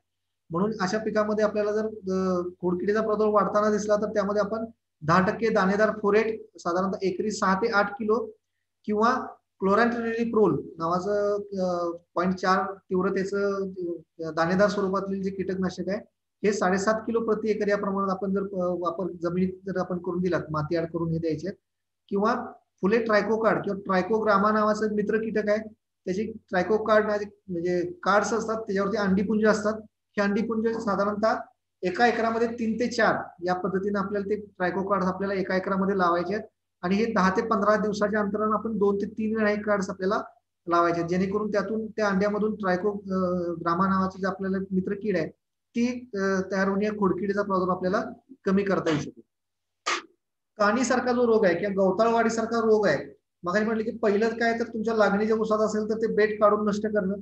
पण हा येऊ नये ह्यासाठी आपल्याला काय करायचं की जे आपण बेणं लागणीसाठी वापरणार आहोत तर ते लागणीचं बेणं जे आहे ह्याला उष्ण बाष्पजल प्रक्रिया आपण केलेली आहे का. उष्ण बाष्पाची प्रक्रिया म्हणजे साधारणतः 55 डिग्री सेल्सिअस तापमानाला ते ऊसावरती आपण जे बाष्प प्रक्रिया करून ते बेणं आपण वापरलं म्हणजे जेणेकरून हे त्याचा जो विषाणू आहे तो आपल्याला त्या ठिकाणी निष्क्रिय करता येतो. किंवा लागण करत असताना सुरुवातीला आपल्याला जे काही लावणीचा ऊस आहे त्याला आपण 22 या बुरशीनाशकाची बेणे प्रक्रिया करून तो लावलेला असेल तर बऱ्याच आपल्याला कानीचा किंवा याचा प्रादुर्भाव टाळता येतो. हे आमच्या कार्यक्षेत्रातील चिंचनेर नेम म्हणून गाव आहे सातारा तालुक्यातील. या गावामध्ये आपण पाचट व्यवस्थापनाचे काही प्रकल्प तिथे राबवलेले आहेत कृषी विभागाच्या मार्फत. तर त्या ठिकाणचे काही फोटोग्राफ्स आहेत शेतकऱ्यांनी त्या ठिकाणी दिसते की सरीमध्ये पाचट ठेवलेलं आहे. स्प्रिंकलरच्या सहाय्याने नंतर तिथं पाणी करून त्याला ती पाचट भिजवून घेतलेलं आहे आणि छोटे पॉवर टिलर्स जे आहेत ते पॉवर टिलर्सच्या सहाय्याने त्यांनी आता हे करून घेतलंय. अतिशय चांगलं म्हणजे ज्या अगदी भारी जमिनी असून सुद्धा त्या ठिकाणी पाचट ठेवल्यामुळे आता जी जमीन आहे अगदी आपण मोकळ्या पायाने जरी त्या जमिनीत चाललो तर आपल्याला जमिनीचा मऊपणा किंवा जमिनीमध्ये भुसभुशीतपणा किती असतो ऊसाच्या सारख्या पिकामध्ये सुद्धा तो आपल्याला जाणवू शकतो. काही शेतकऱ्यांनी त्यामध्ये पुन्हा आपण त्यामध्ये हे केलं होतं की एकाड एक सरीमध्ये आपण पाचट ठेवलं होतं आणि जी मोकळी सरी ठेवलेली आहे त्याच्यामध्ये धेंच्यासारखं हिरवळीचं पीक आपण त्यामध्ये घेतलं होतं आणि नंतर ते त्या जमिनीमध्ये गाडलं होतं त्यामुळे त्याचा देखील आपल्याला खत म्हणून फायदा झाला होता. अशा पद्धतीने आपण हे करायला शिकलो तर निश्चितपणे आपल्याला खोडव्याचं उत्पादन जे आहे हे लागणी इतकंच आपण निश्चितपणे आपण गाठू शकतो. किंबहुना आपल्याला उत्पादन खर्च कमी करून आपल्याला हे मिळणार असल्यामुळं लागणीपेक्षा देखील आपण जर एकूण फायदा जर पाहिला तर या खोडवाच्या पिकामध्ये आपल्याला घेता येईल. आणि ह्या पद्धतीने आपण जर यशस्वी खोडवा पीक घ्यायला लागलो तर आपण एकापेक्षा जास्त पिकं जे आहेत ते आपल्याला खोडवा जे आहेत ते आपल्याला 2, 3, 4 खोडव्यापर्यंत देखील आपल्याला फायदेशीर पद्धतीने आपल्याला जाऊ शकतो. धन्यवाद मित्रांनो. आपण शांत पद्धतीने आपण ह्या सर्व गोष्टी ऐकलेल्याच आहेत. आपल्या काही शंका असतील किंवा खोडवा पिकामध्ये आपल्याला काही अजून आपल्या अडचणी असतील किंवा आपले काही अनुभव असतील तर ते आपण आता आपण चर्चा करूया. धन्यवाद.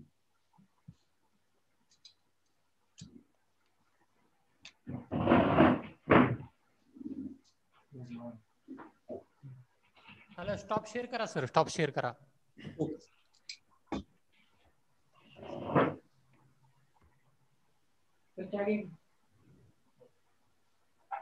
कोणाचे काही प्रश्न आहेत का मीटिंग मध्ये सहभागी? कोणाचे काही प्रश्न असतील तर कृपया स्वतःला अनम्यूट करून प्रश्न विचारू शकतायत. ते कोणाचे प्रश्न असतील तर विचारू शकतायत.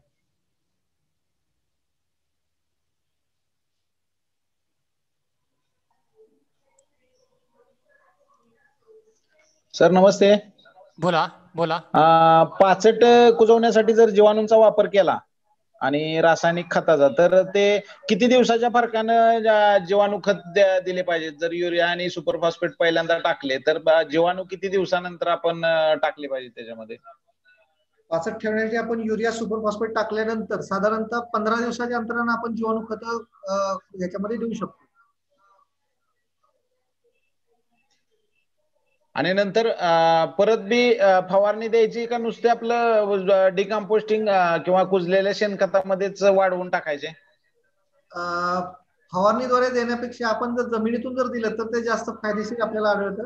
ऍसिडोबॅक्टर सारखे जे खास करून जे जीवाणू संवर्धन आहेत ते मुळांच्या मार्फत जर आपण गेले तर ते पेशींमध्ये पसरणं आणि पेशींच्या मध्ये त्याचं काम जास्त पद्धतीने चालतं. ऍझोडोबॅक्टर ऍझोस्पिरुलम हे फक्त मुळांच्या मध्येच काम करतात, त्यामुळे हे जमिनीतून देणंच आपल्याला फायदेशीर ठरतं. आणि शेणखतामध्ये किंवा कुजलेल्या शेणखतामध्ये किंवा गांडूळ खतामध्ये किती दिवस आधी ठेवले पाहिजे हे जीवाणू कल्चर वाढवण्यासाठी वगैरे? आता हे जे जीवाणू संवर्धन आहे हे आपण विरजन स्वरूपात वापरतो, म्हणजे अगदी कमी प्रमाणात आपण देतोय.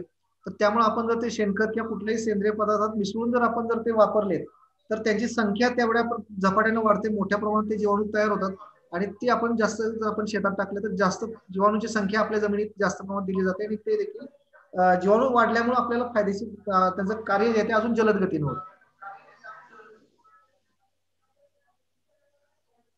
अजून कोणाचे प्रश्न आहेत का? प्रश्न विचारू शकतात स्वतःला अनम्यूट करून. बऱ्याच ठिकाणचे किंवा बऱ्याच शेतकऱ्यांचा असा एक अनुभव हे किंवा म्हणणं असतं की पाचट लवकर कुजलं पाहिजे. तर म्हणजे आमच्या ह्याच्याकडून आपण जर आपण हे केलं तर आपण असं हे करू की पाचट उलट हळूहळू जेवढं कुजेल तेवढं ते जास्त फायदेशीर आहे, किंबहुना ऊस तुटेपर्यंत पाचट राहिलेलं जास्त फायदेशीर आहे. कारण जमिनीचे भौतिक गुणधर्म काय आहेत किंवा जमिनीतलं जे काही ओलावा व्यवस्थापन जे आहे त्यासाठी आपल्याला हे पाचट राहिलेलं किंवा त्याचा आच्छादन म्हणून आपण वापर होणार आहे. त्यामुळे ते हळूहळू कुजत राहणं जास्त फायदेशीर आहे. हळूहळू कुजत असताना त्यातून सेंद्रिय आम्ल त्या जमिनीत मिसळले जात असतात आणि सेंद्रिय आम्ल मिसळत असल्यामुळं तुमच्या रासायनिक खतांचे जे काही मिसळले आहेत ते रासायनिक पदार्थांचं विद्राव्य स्वरूपात आणून ती पिकांपर्यंत पोहोचवण्याचं काम देखील सतत चालू राहतं. त्यामुळे लवकरात लवकर कुजवण्याची आपण किंवा पाचट कुजवण्याची घाई न करता जेवढं सावकाश कुजेल किंवा जितका दिवस आपल्याला ते आच्छादन टिकवता येईल तेवढं आपल्याला पिकांच्या दृष्टीने ते फायदेशीर ठरतं. खास करून उन्हाळ्याच्या बाबतीत तर आपल्याला आच्छादन राहणं फार गरजेचं राहतं. सर, एक आम्हा शेतकऱ्यांचा एक असा समज आहे किंवा गैरसमज आहे की पाचट ठेवल्यामुळं जे साप उंदीर हे फार मोठ्या प्रमाणात राहतात आणि त्याच्या भीतीमुळे आम्ही पाचट जाळतो. तर हे तांत्रिक दृष्ट्या काय असं काय म्हणजे कितपत हे आहे? काही प्रमाणात उंदरांचा प्रादुर्भाव होऊ शकतो पाचट ठेवल्यामुळे किंवा हे असल्यामुळे, पण अनुभवावरून असं हे करून झालंय की ज्या जमिनी ओल जर असेल, आपण जर जमिनीत ओलावा टिकून ठेवलेला असेल तर उंदरांचा प्रादुर्भाव कमी होतो. आणि त्यातूनही काही प्रमाणात जर उंदीर आपल्याला आढळले तर आपण झिंक फॉस्फाईडचं आपण जसं पारंपरिक होतो की बिळामध्ये त्याचं आमिष वगैरे ठेवून सुरुवातीपासून जर आपण नियंत्रण जर ठेवलं तर करता येईल. फार हे होणार त्याचं हे नाही. सापांची किंवा ह्याचं जर ज्या ठिकाणी आपल्याला हे होत असेल तर सुरुवातीला आपण एकाड एक सरी जर आपण पद्धतीने जर पाचट ठेवलं, एक सरीच दाबून घ्यायचं आणि एक सरी जर मोकळी ठेवली तर त्या मोकळ्या सरीतून आपल्याला फिरणं किंवा आपल्याला बऱ्याचदा मला माहिती आहे शेतकऱ्यांना आपल्याला बऱ्याचदा रात्री अपरात्री पाणी वगैरे देण्यासाठी जावं लागतं, तर ह्या मोकळ्या सरीचा आपल्याला त्यासाठी वापर करता येईल. एका सरीमध्ये आपल्याला पाचट ठेवता येईल. अजून कोणाचे प्रश्न आहेत का? विचारू शकतात. ऍसिडोबॅक्टर आणि ऍझोटोबॅक्टर आपण हे जमिनीतनं नाही दिलं, स्प्रे देऊ शकतो का? मगाशी म्हटलं ऍसिडोबॅक्टर काही प्रमाणात पानातून शोषण होऊ शकतं, पण ऍझोटोबॅक्टर हा जमिनीतून किंवा तो मुळांमध्ये मुळांच्या ह्याच्यात वाढणारा जीवाणू आहे, त्यामुळे तो मुळांच्या कक्षेत किंवा जमिनीतून देणं गरजेचं आहे.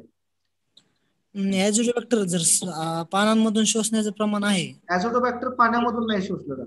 नाही, ऍसिडोबॅक्टर काही प्रमाणात पानांच्या मध्ये शोषलं जाऊ शकतो. त्याचा रिझल्ट जर आपण स्प्रे घेतला तर तो रिझल्ट किती टक्क्यांपर्यंत येऊ शकतो आपल्याला? जर तुम्ही सकाळी लवकर जर घेतलेला असेल तापमान वाढीच्या अगोदर तर तो होतो, पण तरी देखील नेहमीच्या पद्धतीपेक्षा साधारणतः 25 ते 30% त्याचे जे आहेत परिणामकारकतेवरती परिणाम होतो.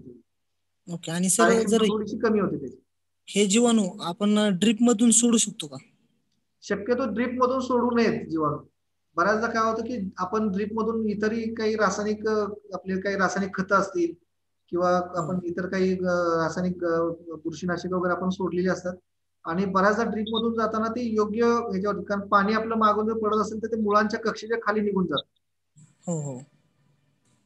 म्हणून शक्यतो जीवाणू संवर्धन आहे ती जमिनीत किंवा मगाशी जसं म्हटलं की सेंद्रिय पदार्थ शेणखत असेल कुठलं कंपोस्ट खत असेल त्यामध्ये मिसळून ज्यावेळी तुम्ही शेतात किंवा मधल्या सरीमध्ये पसरून जर खुरपणी वगैरे किंवा आंतरमशागत करताना जर हे करून घेतलं, मातीआड जर करता आलं तर ते जास्त फायदेशीर राहतं. किंवा संध्याकाळी ऊन कमी झाल्यानंतर जर आपण टाकलं तर त्यामुळे देखील संध्याकाळपर्यंत किंवा ओलावा असेल तर त्यामध्ये ते चांगल्या पद्धतीने पसरतात. ओके ठीक, थँक्यू सर. हॅलो. हा सर. हॅलो. हा बोला. सर आता आपण जी बगला फोडून प्रोसेस करतोय, हा. मग त्याच्या 15 दिवसांचा जो पहिला हप्ता आहे तो हा. अगोदर द्यायचा की बगला फोडून झाल्यानंतर खतांचा जी पहिला हप्ता द्यायचा? ऊस तुटल्यापासून 15 दिवसाच्या आत आपल्याला खतं द्यायची आहेत. बगला फोडणं आवश्यक नाही. बऱ्याच आपल्या म्हणजे बऱ्याच जणांचं असं की बगला फोडल्याच पाहिजेत किंवा ते मग हे होत नाही. तर ऊस संशोधन केंद्र पाडेगाव मध्ये याच्यावरती देखील प्रयोग झालेले आहेत. पण बगला फोडल्यामुळे खोडव्याच्या उत्पादनावरती काही विशिष्ट असा काही परिणाम आढळलेला नाही. आपला फक्त खर्च वाढतो.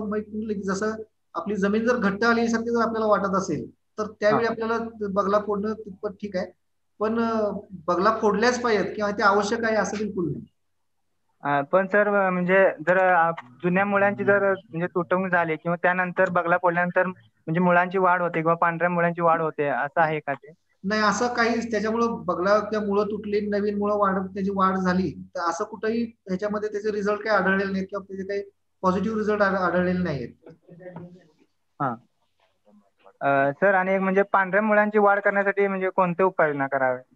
पांढऱ्या मुळासाठी सगळ्यात महत्वाचं कुठल्याही हे जे आहेत की ह्या मुळ्या फार खोल हे होत नाहीत. पांढऱ्या जे कार्यक्षम मुळं आपण म्हणतो हे जमिनीच्या वरच्या थरात जास्त असतात की जो आपला थर आहे हा एकतर भुसभुशीत असला पाहिजे. मगाशी आपण म्हटलं की भौतिक गुणधर्म त्या जमिनीची चांगली असली पाहिजे. जमिनीला सामू आणि विद्युत वाहकता जर किंवा क्षारांचं प्रमाण जर योग्य असेल आणि त्याच्या जोडीला जर सेंद्रिय पदार्थ त्या जमिनीत भरपूर असतील म्हणजे त्यामधून मिळणारे जे ह्युमिक ऍसिड, फल्विक ऍसिड सारखे जे काही घटक आहेत, सेंद्रिय पदार्थ, सेंद्रिय आम्ल त्या जमिनीत भरपूर असतील तर पांढऱ्या मुळांची संख्या चांगल्या पद्धतीने वाढते.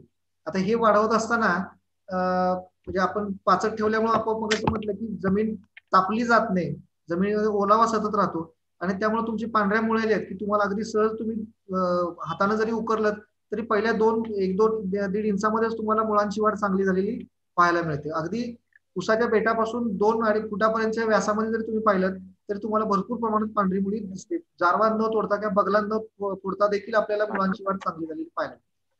आणि ही मुळं कार्यक्षम असल्यामुळे तेवढ्या मोठ्या प्रमाणात अन्नद्रव्याचं सेवन देखील किंवा पुरवठा देखील त्याला चांगला होतो. पाण्याचा पुरवठा देखील त्याला सतत चांगल्या पद्धतीने होतो आणि ते पिकाचं आपल्याला वाढीवरती किंवा त्याच्या पानांच्या ह्याच्यावरून देखील आपण त्याचा आपल्याला अनुभव घेता येऊ शकतो. तर म्हणजे आवश्यकतेनुसार जर ह्युमिक ऍसिडचा वापर करावा की नको मग त्यानुसार? हा, ह्युमिक ऍसिड जे आहेत फायदेशीर ठरतं हे नाही, पण विकत आणून आपण जे करू त्यावेळी आपण सेंद्रिय पदार्थ कुठल्या मार्गाने आपल्याला जमिनीत टाकता येईल, जमिनीला देता येतील. मग तुम्ही पाचट ठेवल्यानंतर काय तुमच्या शेणखत टाकत असाल, तुम्ही हिरवळीची खतं घेऊन त्यामध्ये मिसळली, ही कुजत असताना त्यामध्ये ह्युमिक ऍसिड जे आहे ते नैसर्गिकरित्या त्यात मिसळलं जात असतं. आपल्याला ह्युमिक ऍसिड जे आहे हे आपण सेंद्रिय पदार्थ कमी टाकत असल्यामुळे आपल्याला ह्युमिक ऍसिड टाकण्याची आवश्यकता पडते. आपल्याकडे सेंद्रिय पदार्थ भरपूर उपलब्ध आहेत. आपण जर ते योग्य पद्धतीने वापरले तर ह्युमिकच्या वगैरे ह्याची कुठलीही आवश्यकता आपल्याला किंवा वेगळ्या कुठल्याही भूसुधारकांची देखील आवश्यकता राहणार नाही. ती सगळी गरज आपल्याला याच्यातून भागवली जाते. अजून कोणाचे प्रश्न? अजून एक बोला बोला बोला बोला सर. सर म्हणजे उन्हाळ्यामध्ये जर पाण्याचा ताण कमी करायचा असेल तर कोणते फवारणीचे डोस वगैरे आहेत का म्हणजे पानावर? साठी वगैरे आहेत काही. आता त्यामध्ये कॅव्हलिन सारखे काही आपण फवारणी करू शकतो किंवा आपण ज्याला विरी गेलेला चुना म्हणतो की त्या चुन्याचे आपण भुकटी जी आहे ती देखील आपण फवारणी करून परावर्तक म्हणून त्याचा आपण वापर करता येईल. किंवा आता हायड्रोजन म्हणून आता नवीन तंत्रज्ञान आलेलं आहे की जे छोटे ग्रॅन्युल्स असतात ते जमिनीत आपण जर मातीमध्ये मिसळलं तर ते मोठ्या प्रमाणात पाणी धरून ठेवतात. ओल जी आहे ती वरच्या थरामध्ये आपल्याला हायड्रोजन देखील आपल्याला वापरता येईल. हा सर, आपण फुटव्यामध्ये फुटव्यासाठी हा बोला. नाव सांगा सर, आपलं नाव आणि गाव सांगा. हॅलो. हा बोला बोला, आवाज येतोय सर. हा सर, म्हणलं आपण खोडव्यामध्ये फुटव्यांसाठी इथेपॉनचा वापर करू शकतो का? आमची विद्यापीठाची तर तशी शिफारस नाहीये. नाही का? आपण खोडवा हे करण्यासाठी संजीवक वगैरे आपण हे करण्या म्हणून वापरण्याची हरकत नाही. पण म्हणजे सर्वसाधारण आपण एकूण जर पाहिलं तर ह्यासाठी लागणारे जे काही संजीवक संवर्धक जे आहेत, तुम्ही जे सेंद्रिय पदार्थ आता जसं आपण पाचट ठेवतोय या पाचटामध्ये पण हे आढळलं की पाचटाचा जे काही आपण इफेक्ट बघतोय जे आपण रिझल्ट आपण आलेले आहेत तर पाचट कुजण्यामध्ये हे संवर्धक जे आहेत आपण संजीवक असतील किंवा आपण जे काही आपण ऑक्झिन्स आहेत तर हे कुजण्याच्या प्रक्रियेत देखील आपल्याला नैसर्गिक आपल्या इथं जमिनीत तयार होतात, त्यामुळे वेगळा पुरवठा करण्याची त्यांना आवश्यकता राहत नाही, म्हणजे फुटवा आपल्याला चांगला मिळतो त्यातून. ओके, ठीक आहे. पण सर आपण काही प्रमाणात जर ते लिटरला 1 लिटर साठी 0.03 ml म्हणजे असं 100 लिटर साठी जर 30 ml वापरलं तर काही अडचण नाही ना? अडचणीचा एक मुद्दा नाही, म्हणजे त्याच्यामध्ये फुटवा येईल तुम्हाला, संजीवक वापरल्यानंतर त्याचा परिणाम दिसणारच आहे. पण ऊस पिकामध्ये हे वापरण्याचा, ह्या जर आपण गोष्टी केल्या, ह्या न करता सुद्धा आपल्याला फुटवा चांगल्या पद्धतीने मिळवता येईल. ठीक आहे, थँक्यू सर. पाटील सर, थोडस या ऊसामध्ये ऍसिटोबॅक्टर जैविक जर आपण वापरलं तर त्याचा, त्या जीवाणूचा काय फायदा होतो ऊसाच्या उत्पादनावर, ते सांगता का थोडस? ऍसिडोबॅक्टर किंवा बऱ्याचदा बाजारात आपण जर ग्लुकॉन ऍसिडोबॅक्टर म्हणून पण हे केलं जातं. तर ऍसिडोबॅक्टर हे जीवाणू जसं म्हटलं की ही बाकी आपण ऍसिडोबॅक्टर ह्याचंही उदाहरण घेतलं की हे देखील नत्र स्थिरीकरणाचं काम करतात. ऍसिडोबॅक्टर देखील नत्र स्थिरीकरणाचं काम करतो. पण ह्यातलं जर आपण पाहिलं तर हा ऍसिडोबॅक्टर जो आहे तो मुळांच्या मार्फत पेशीमध्ये प्रवेश करतो. बाकी जे जीवाणू आहेत हे मुळांच्या भोवती किंवा मुळांच्या कक्षेत राहतात आणि ते तिथपर्यंतच कार्यरत राहतात, आतमध्ये पेशीमध्ये प्रवेश करून कार्य करत नाही.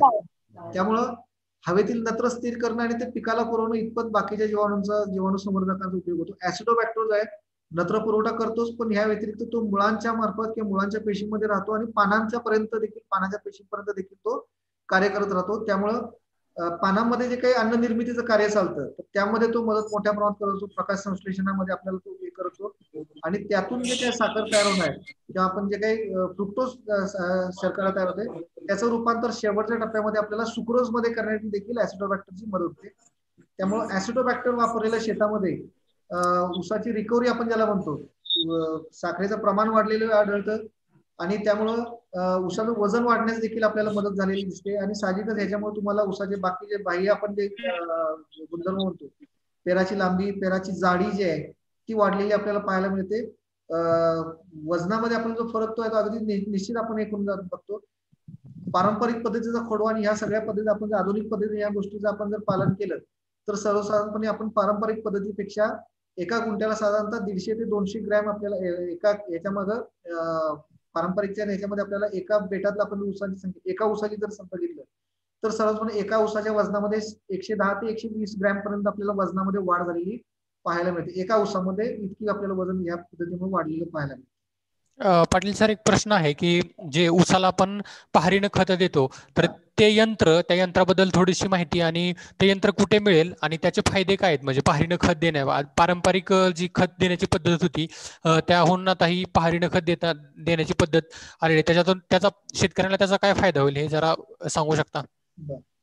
पहारीचं खत देण्याचं अवजार जे आहे हे काय म्हणजे खूप अवघड किंवा खूप तसं तंत्रज्ञान नाही. मगाशी असं म्हटलं की ह्याला खालच्या बाजूला एक 22 सेंटीमीटर लांबीचा एक शंकूआकृती किंवा कोणाच्या आकाराचा एक हे दिलंय, टोकदार हे करून दिलेलं आहे. 22 सेंटीमीटर लांबी याच्यासाठी घेतलेली आहे की त्या तिथपर्यंत खोलीपर्यंत आपल्या कार्यक्षम मुळं पिकाची असतात त्या मुळांच्या कक्षेपर्यंत किंवा त्या खोलीपर्यंत जावं म्हणून त्याला आपण 22 सेंटीमीटर खोलीचा आपण कोन ठेवलेला आहे. ह्या कोणाच्या वरती म्हणजे हा पोकळ कोन असतो त्याच्यावरती म्हणजे आपण रुंदी जर पाहिली तर म्हणजे व्यास जर आपण पाहिलं तर साधारणतः 10 ते 12 सेंटीमीटर व्यास, 22 सेंटीमीटर लांबीचा हा कोन असतो आणि त्याच्यावरती पुन्हा आपण एक 20 ते 22 सेंटीमीटरची एक चकती असते आणि त्या चकतीवरती आपण त्याला साधारणतः 1.25 ते 1.25 ते 1.30 मीटर म्हणजे साधारणतः 130 सेंटीमीटर लांबीचा एक दांडा बसवलेला असतो पण पोकळ पाईपचा, जेणेकरून तो फार वजनाला जास्त पण होत नाही, म्हणजे आपल्याला तो शेतामध्ये काम करताना जास्त त्रासदायक ठरत नाही. आणि वरती जी चकती बसवलेली आहे ती आपल्याला खड्डे घेताना त्या चकतीवरती आपल्याला पायानं दाब देऊन त्या खोलीपर्यंत पूर्ण ती चकती जमिनीला टेकेपर्यंत आपल्याला ती जमिनीमध्ये दाबायची आहे.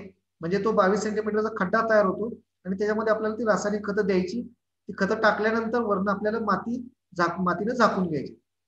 आता ही जे अवजार आहे हे कृषी विद्यापीठामध्ये, कृषी विज्ञान केंद्रामध्ये आपण अगोदर मागणी केली तर त्यानुसार ती उपलब्ध होतात किंवा आपल्या जवळपासच्या भागात जरी आपण कुठं एखादा आपल्याकडे फॅब्रिकेटर असेल, बिल्डिंगचं काम करणारा माणूस जर असेल तर त्याला देखील हे डिझाईन दिलं तर तो आपल्या गावात देखील आपण हे तयार करू शकतो. ह्याला कुठलाही विद्यापीठाने ह्याला कुठलाही रॉयल्टी किंवा कुठलाही हे ठेवलेलं नाही. ही डिझाईन तुम्ही फ्री याच्यामध्ये तुम्ही बनवून तुमच्या गावामध्ये देखील याचा वापर बनवू शकता आणि वापरू शकता.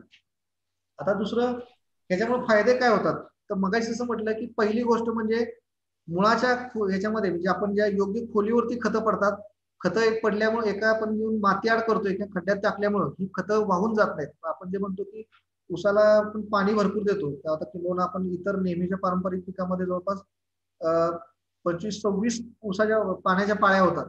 ह्या जर आपण नेहमीच्या पद्धतीने आपण जर आधुनिक पद्धतीने गेलो तर त्या 13 ते 14 उसाच्या पाण्याच्या पाळ्या आपल्याला यामध्ये देतात. म्हणजे पाण्याची निम्म्यानं इथं घट होत असते.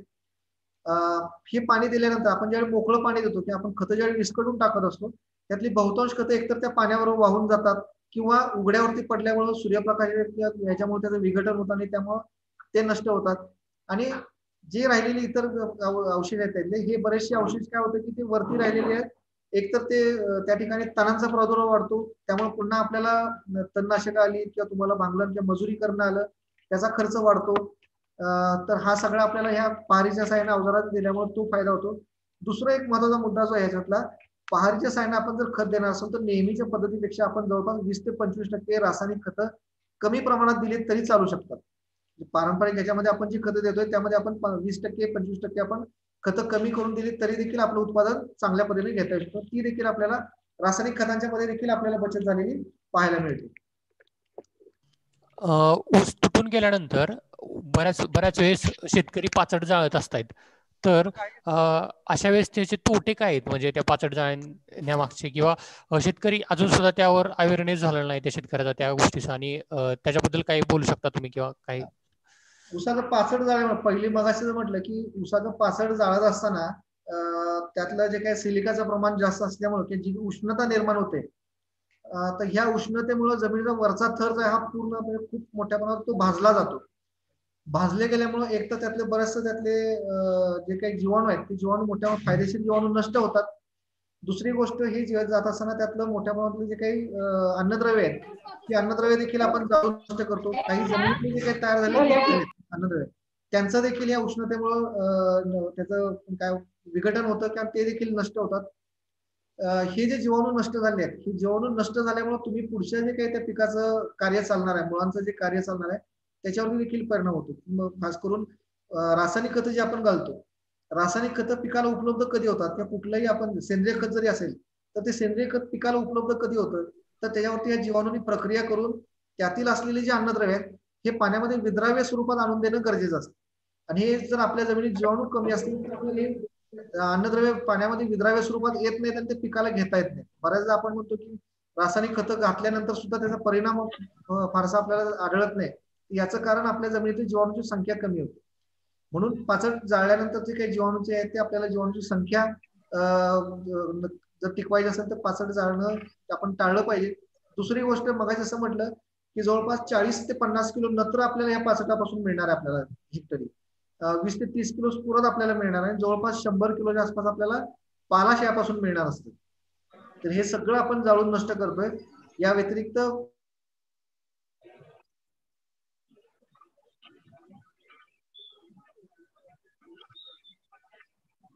नष्ट होतात. त्यातले काही त्यांचे अंडीपुंज वगैरे असतील मित्रकिडींचे त्याच्यावरती राहिले ते देखील यामध्ये नष्ट होऊन जातात आणि मग पुढे आपल्याला पीक संरक्षणावरती तो खर्च नंतर आपल्याला वाढवावा लागतो. तर ह्या गोष्टी टाळायच्या असतील तर पाचट राखणं आपल्याला गरजेचं आहे. पाचट राखण्याचं आपण हळूहळू आपण जी आपली मानसिकता आहे तर ती त्याच्याकडे त्रास म्हणून न बघता आपल्या पिकाला मिळालेली एक देणगी आहे ती वापरून आपल्या जमिनीचं आपल्याला शाश्वत उत्पादन जे आहे, जे ऊसाचं आपण जे म्हणतोय की सतत ऊस घेतल्यानंतर जमिनी होत आहेत की आपल्याला तेवढा तर सेंद्रिय खतं उपलब्ध होत नाहीत, तर पाचट ठेवल्यामुळे ह्या सगळ्या समस्यांना आपल्याला तोडगा त्यातून आपल्याला काढू शकतो. मीटिंग मध्ये सहभागी अजून कोणाला प्रश्न आहेत का, विचारू शकतात ते? हा, एक प्रश्न विचारायचा होता सर. या वर्षी आपल्याला ऊसामध्ये तुऱ्याचं प्रमाण मोठ्या प्रमाणावर दिसतंय. त्याच्यामुळं उत्पादनामध्ये काही त्याचा परिणाम होईल किंवा काय त्याचे दुष्परिणाम होतील असं काही? तुरा आल्यामुळे फ्लॉवरिंगला आल्यामुळे साहजिकच पक्वतेला ऊस पोचलेला आहे. ज्यावेळी तुरा येतो त्यावेळी साखरेचं पुन्हा रूपांतर आपण जे तयार सुक्रोजचं रूपांतर जे आहे ते पुन्हा ग्लुकोजकडे व्हायला लागतं. त्यामुळे काही प्रमाणात वजनामध्ये घट येऊ शकते. आता पहिलं यातलं जे आहे की किती दिवसात तुमचा ऊस तुटला जाणार, तुरा आल्यापासून ऊस किती तुटणार आहे, लवकर तुटेल त्याच्यावरती ते प्रमाण अवलंबून आहे. लेट होईल तेवढं त्यातलं वजनामध्ये घट जास्त प्रमाणात येत जाईल. यावर्षी आपण पाहिलं की पावसाळा जो आहे तो फार उशीरपर्यंत, फार वेळपर्यंत, शेवटपर्यंत पावसाळा लांबला. आर्द्रता जी आहे ती आर्द्रता देखील शेवटपर्यंत जास्त होती आणि नंतर म्हणावा अशी थंडी पडली नाही. तर त्यामुळे हे पोषक वातावरण मिळाल्यामुळं जे आपण म्हणालो की पहिलं काही ठराविक भागातच ह्या तुऱ्याची समस्या असायची, पण ह्यावेळी सर्रास सगळीकडे आपल्याला तुऱ्याचं प्रमाण वाढलेलं दिसतंय. तर जेवढ्या शक्य हे असेल की जेवढ्या ह्याच्यामध्ये आपण हे केलेलं असेल, लवकरात लवकर तो ऊस जर गेला, तुरा बाहेर पडल्यापासून जेवढा लवकर जाईल तेवढं वजनातली घट आपल्याला थांबवता येईल. दुसरं, तुरा आल्यानंतर काही जण उशीर होतोय म्हणून तो तात्पुरत्या काही युरियासारखी किंवा नत्रयुक्त खतं देत असेल, तर नत्रयुक्त खतांचा पुरवठा आपल्याला म्हणजे अगदी प्रमाणात करणं गरजेचं आहे. आणि हा जो आपल्याला आता पक्वतेला आलेला ऊस आहे ह्याला नत्र वगैरे देण्याची आवश्यकता नसते. यासारख्या मग तुम्ही ऊस जर देत राहिला, नत्रासारख्या जर खताचा पुरवठा करत राहिला, तर ह्यामुळं फायदा होण्यापेक्षा नुकसान असं होतं की नत्र जर वाढलं तर त्यामुळे तुमचं वाढ्याचं प्रमाण किंवा नवीन पानांचं प्रमाण वाढत जातं आणि नवीन पानं तयार व्हायला लागली की साठवलेली जी काही साखर आहे ते साखरेचं रूपांतर करून ती पुन्हा सगळी ऊर्जा जी आहे ती पानांकडे पाठवून जाते. त्यामुळे मोठ्या प्रमाणात वजनामध्ये घट येते. म्हणून हे आपल्याला गोष्टी टाळणं आवश्यक आहे. आता जो तुम्ही म्हणताय तुऱ्याचा याचं, तो नैसर्गिक असल्यामुळे आता मोठ्या प्रमाणात आपण फार काही करता येणार नाही. पण आपल्या हातात सध्या एकच आहे की कारखान्यांच्या संपर्कात राहून किंवा त्यांचे जे काही आपल्याला ऊस विकास अधिकारी, गट अधिकारी असतील त्यांच्या संपर्कात राहून आपल्याला ऊसाची तोडणी लवकर कशी घेता येईल यावरती आपल्याला नियोजन करणं आवश्यक आहे. पुढचा प्रश्न आहे सर, प्रक्रियेसाठी कोणत्या ऊसाचा वाण लावावा असा प्रश्न आहे. आता जरा अवांतर प्रश्न आहे परंतु प्रक्रियेसाठी म्हणाल तर आपल्याकडे ऊसासाठी वगैरे आपण 92-005 आहे किंवा मागच्या वर्षी आपण 90-57 म्हणून आपण नवीन जात विकसित केली आहे, जी गुळासाठी आणि रसवंतीसाठी अशी दोन्ही यासाठी चालते.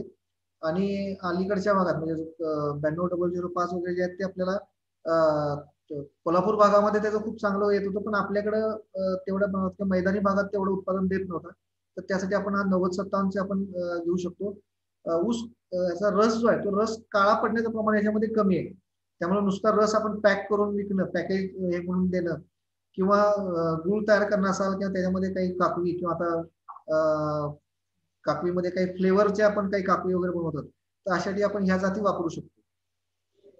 अजून एक प्रश्न आहे की मातीचा पीएच वाढलाय, त्यासाठी काय उपाययोजना असाव्यात किंवा अशी कोणती खतं आहेत का ती म्हणजे पीएच नुसार दिली जात आहेत, म्हणजे अवेलेबल जो पीएच आहे त्यानुसार ती खतं दिली जातात? पीएच नुसार म्हणण्यापेक्षा खतांच्या मध्ये आपण जर पाहिलं तर दोन असतात, आम्लधर्मी आणि अल्कधर्मी. आपण जे विद्राव्य स्वरूपातली जी खतं देतो, ड्रिपच्या मार्फत वगैरे जे बहुतांश आपण खतं देत असतो, ही बऱ्याचशाही आम्लधर्मी असतात, ऍसिडिटी त्याच्यामध्ये जास्त असते. अशी जर आपण खतं आपण जर वापर केला तर त्याच्यामुळे साहजिकच काही प्रमाणात आपल्याला ही पीएच कमी होण्यास तात्पुरतं मदत होत असते.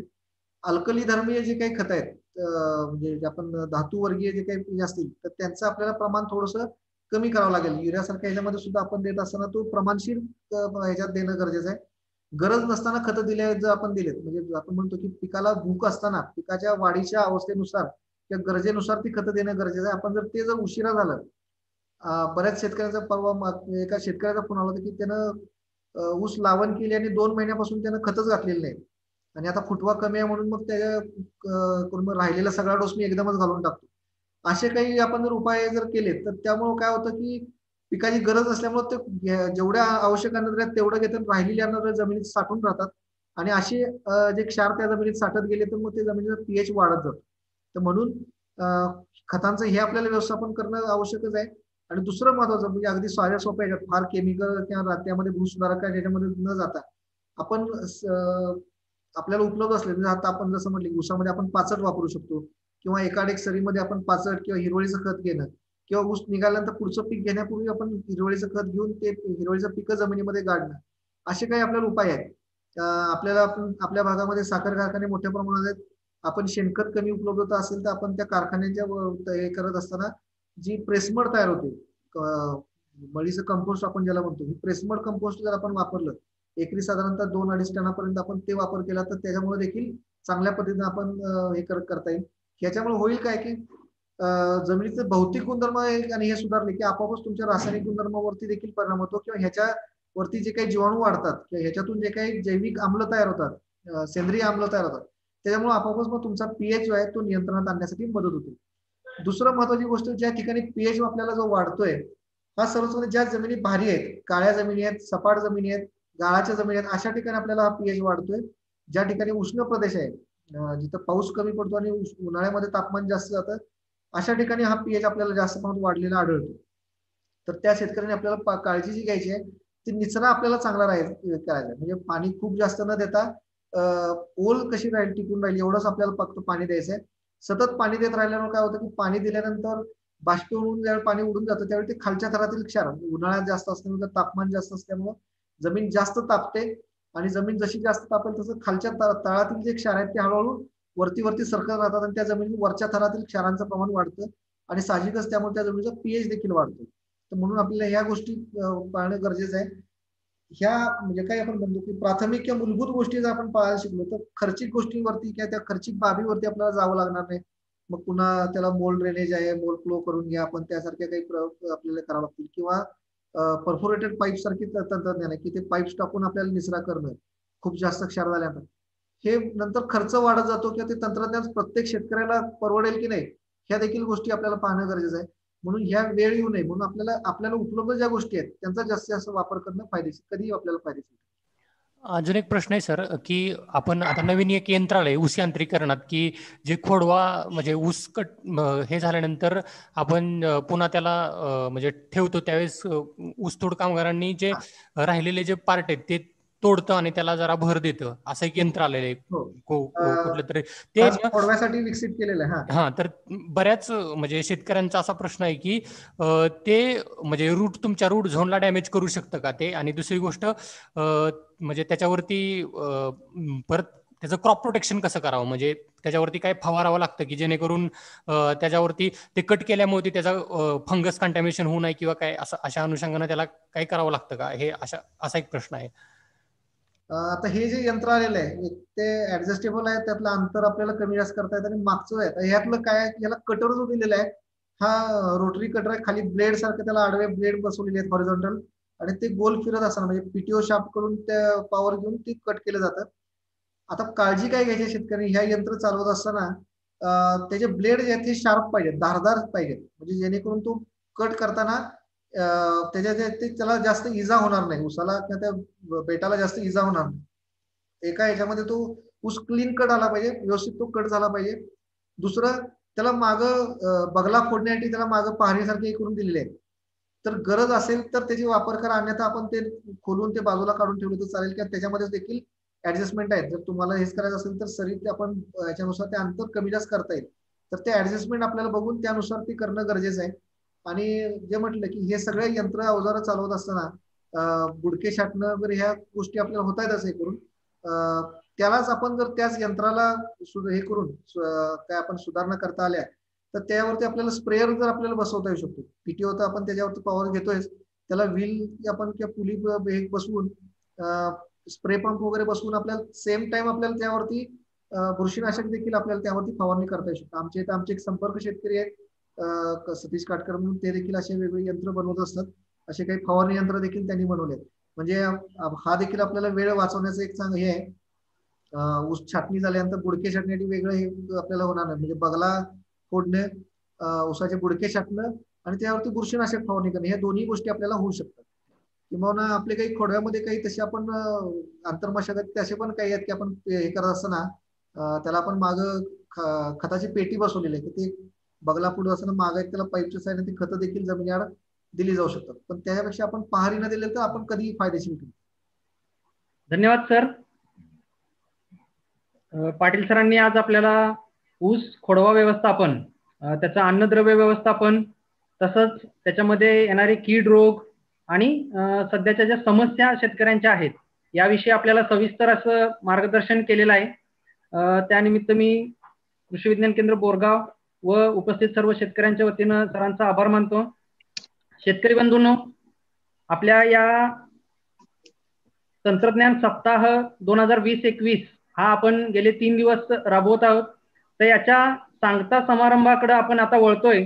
तर या सांगता समारंभासाठी सातारा जिल्हा परिषदचे उपमुख्य कार्यकारी अधिकारी माननीय अविनाश फडतरे साहेब हे या आपल्या कार्यक्रमामध्ये सामील झालेले आहेत. तर मी सर्वप्रथम सर्वांच्या वतीनं फडतरे साहेबांचं या ठिकाणी हार्दिक स्वागत करतो. नमस्कार सर. नमस्ते. नमस्ते. फडतरे सर सातारा जिल्ह्यामध्ये ग्रामपंचायत विभाग जिल्हा परिषद सातारा या ठिकाणी कार्यरत आहेत व ते कृषी पदवीधर आहेत. त्यामुळं त्यांची शेतकऱ्यांच्याशी एक शेती क्षेत्राशी नाळ जुळलेली आहे. तसंच ग्रामपंचायत या विभागामध्ये कार्यरत असल्या कारणानं शेतकऱ्यांच्याशी त्यांचा मोठ्या प्रमाणावरती संपर्क आहे व शेतकऱ्यांच्या विषयी त्यांच्या मनामध्ये जी आपुलकीची भावना आहे त्या भावनेतून ते कार्य करतायत.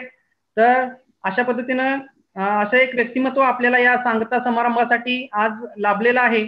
तर आपला हा जो तांत्रिक सप्ताहाचा कार्यक्रम झाला याच्याविषयी सरांना मी थोडक्यात माहिती देतो सर. 20 जानेवारी पासून आपला हा सप्ताहाचा कार्यक्रम सुरू झाला होता सर.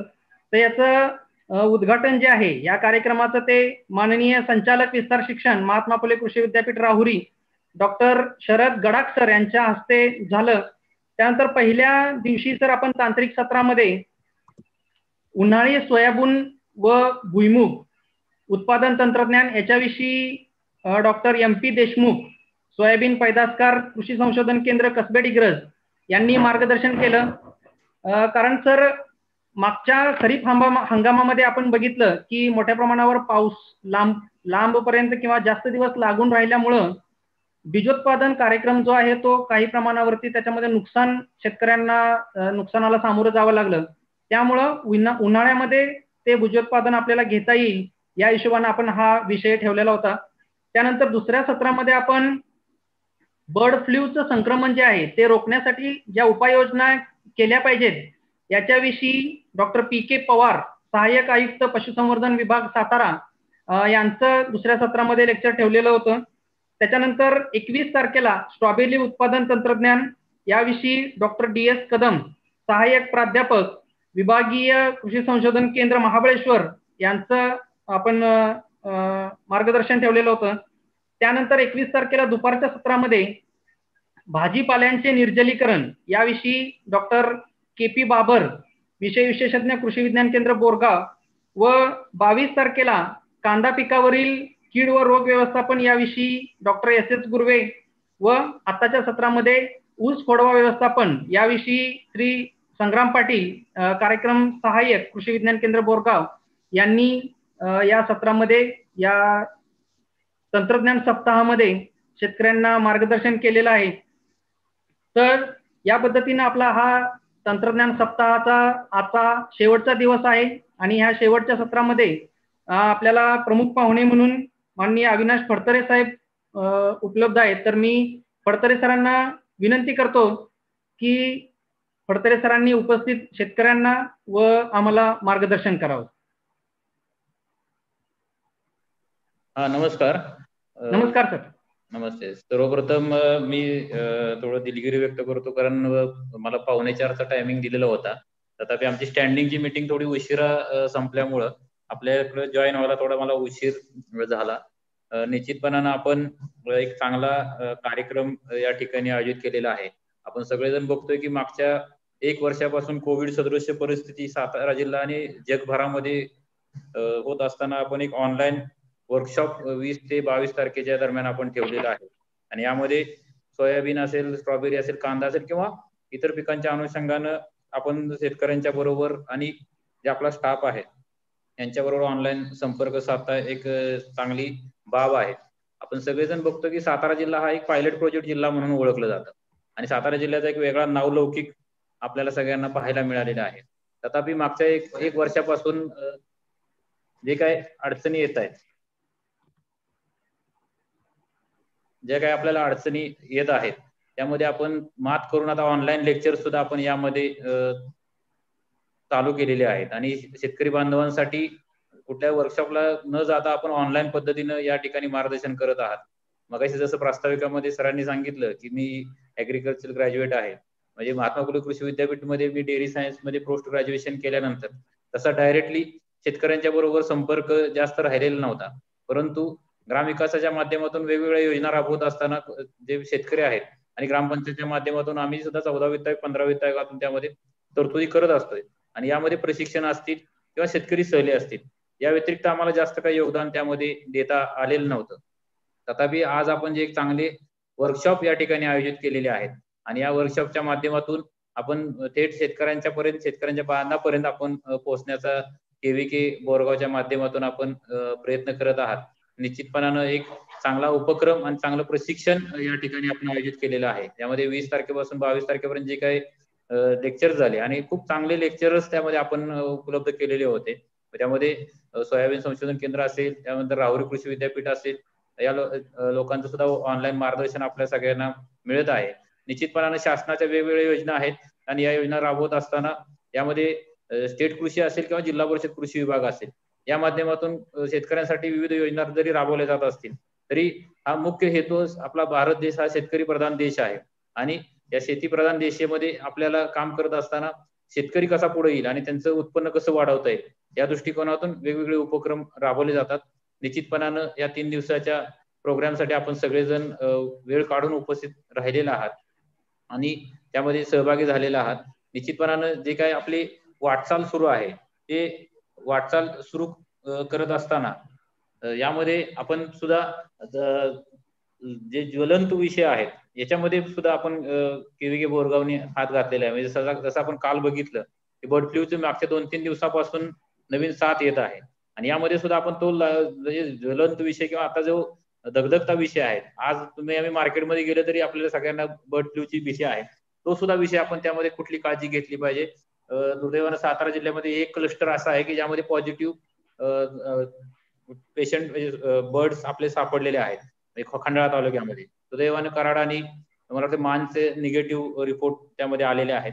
निश्चितपणानं जे काय ऑनलाईन कृषी तंत्रज्ञान सप्ताह आपला आहे त्या माध्यमातून कोरोना परिस्थितीमध्ये असेल किंवा आता नवीन येणारे शेतकऱ्यांच्या वरती येणारं जे बर्ड फ्लू सारखं संकट आहे यामध्ये सुद्धा चांगलं मार्गदर्शन कृषी विज्ञान केंद्र बोरगाव यांच्या माध्यमातून सुरू आहे. निश्चितपणानं जे ग्रामीण भागामध्ये जे शेतकरी आहेत त्यांना या प्रशिक्षणाचा चांगला लाभ या माध्यमातून मिळत आहे. मी शेवटी एकच सांगू इच्छितो की जरी मी ग्रामविकास विभागामध्ये ग्रामपंचायत विभाग जरी पाहत असेल तरी वेगवेगळ्या योजना आमच्याकडे असतात. निश्चितपणानं शेतकऱ्यांनी पुढे यावं. जिल्हा परिषदच्या माध्यमातून कृषी विभागाच्या माध्यमातून ज्या योजना आहेत किंवा 15 वित्त आयोग आहे यामध्ये सुद्धा शेती उद्योगासाठी चालना देण्याच्या अनुषंगाने आम्ही योजना राबवत असतो. आणि त्याही पुढचं एक सांगायचंय मला की DRDA विभागामार्फत जिल्हा ग्रामीण विकास यंत्रणाच्या मार्फत बचत गटांची स्थापना आमची सुरू आहे आणि यामध्ये आपण जे काही DRDAचं काम बचत गटांच्या माध्यमातून आपण करत असताना कृषी सखी, पशु सखी या नेमणुका आपण प्रत्येक गावासाठी एक व्यक्तीच्या आपण नेमणुका करत आहोत. यामध्ये सुद्धा KVK बोरगावने थोडासा पुढाकार घ्यावा, शेतकऱ्यांनी त्यामध्ये पुढाकार घ्यावा. त्याचा फायदा एक आहे, कृषी सखी असेल, पशु सखी असेल, त्यांना आपण 3000 मानधन प्रत्येक महिन्याला आपण देणार आहोत आणि यामध्ये जो शेतकऱ्यांचा जो उत्पन्न आहे किंवा ज्या महिला आहेत त्या महिलांना रोजगार उपलब्ध करून देणं, त्यांचा व्यवसाय वृद्धी करणं, शेतीला चालना देणं आणि जसं आम्ही बचत गटांसाठी त्यांचं रेकॉर्ड तयार करतो तसंच महिला बचत गटांना या चळवळीमध्ये घेऊन म्हणजे पशुसंवर्धन असेल, शेती असेल किंवा बाजार त्यामध्ये ऑनलाईन मार्केटिंग असेल या माध्यमातून आपण पुढे जिल्हा परिषदेच्या माध्यमातून मार्गक्रम करतोय. यामध्ये आपण शेतकऱ्यांनी सुद्धा याची थोडीशी माहिती घ्यावी. जिल्हा परिषदेच्या माध्यमातून उमेद अभियान म्हणून हे अभियान राबवलं जातं आणि महिलांच्या माध्यमातून ज्या कृषी सखी असतील, पशु सखी असतील या गावातील महिलांना ट्रेनिंग देतात आणि त्या ट्रेनिंगच्या माध्यमातून महिलांच्या बाबतीमध्ये जे काही कर्ज आहे ते आम्ही 0 व्याजदराने महिला बचत गटांना कर्ज देतो. यामध्ये पशुपालन असेल, शेती व्यवसाय असेल, परसबागा असतील या अनुषंगाने आपण लाभ देत असतो. निश्चितपणानं हे चांगले ट्रेनिंग आपण आयोजित करताय आणि या ट्रेनिंगच्या माध्यमातून अजून एक आमची योजना रोजगार हमीच्या योजनेमधून सुद्धा मोठ्या प्रमाणावरती आपण निधी शेतकऱ्यांना देत असतोय. त्या योजनांचा लाभ आपण मोठ्या प्रमाणावरती घ्यावा. महिलांचा सहभाग वाढवण्यासाठी DRDAच्या माध्यमातून उमेद अभियानामध्ये आपण सहभागी व्हावं आणि ज्या काही शेतीपूरक तुम्हाला व्यवसाय गोठा असेल किंवा शेती फळबाग लागवड करायची असेल किंवा इतर अनुषंगाने त्यासाठी रोजगार हमी योजना आमची एक चांगलं आपल्याला साधन उपलब्ध आहे. त्या अनुषंगाने आपण सगळ्यांनी पुढे यावं आणि ऑर्गॅनिक शेतीच्या अनुषंगाने गांडूळ खत असेल, नॅडॅप असेल याच्यासाठी सुद्धा जिल्हा परिषदच्या माध्यमातून, नरेगाच्या माध्यमातून आपण मोठ्या प्रमाणावरती निधी उपलब्ध करतोय.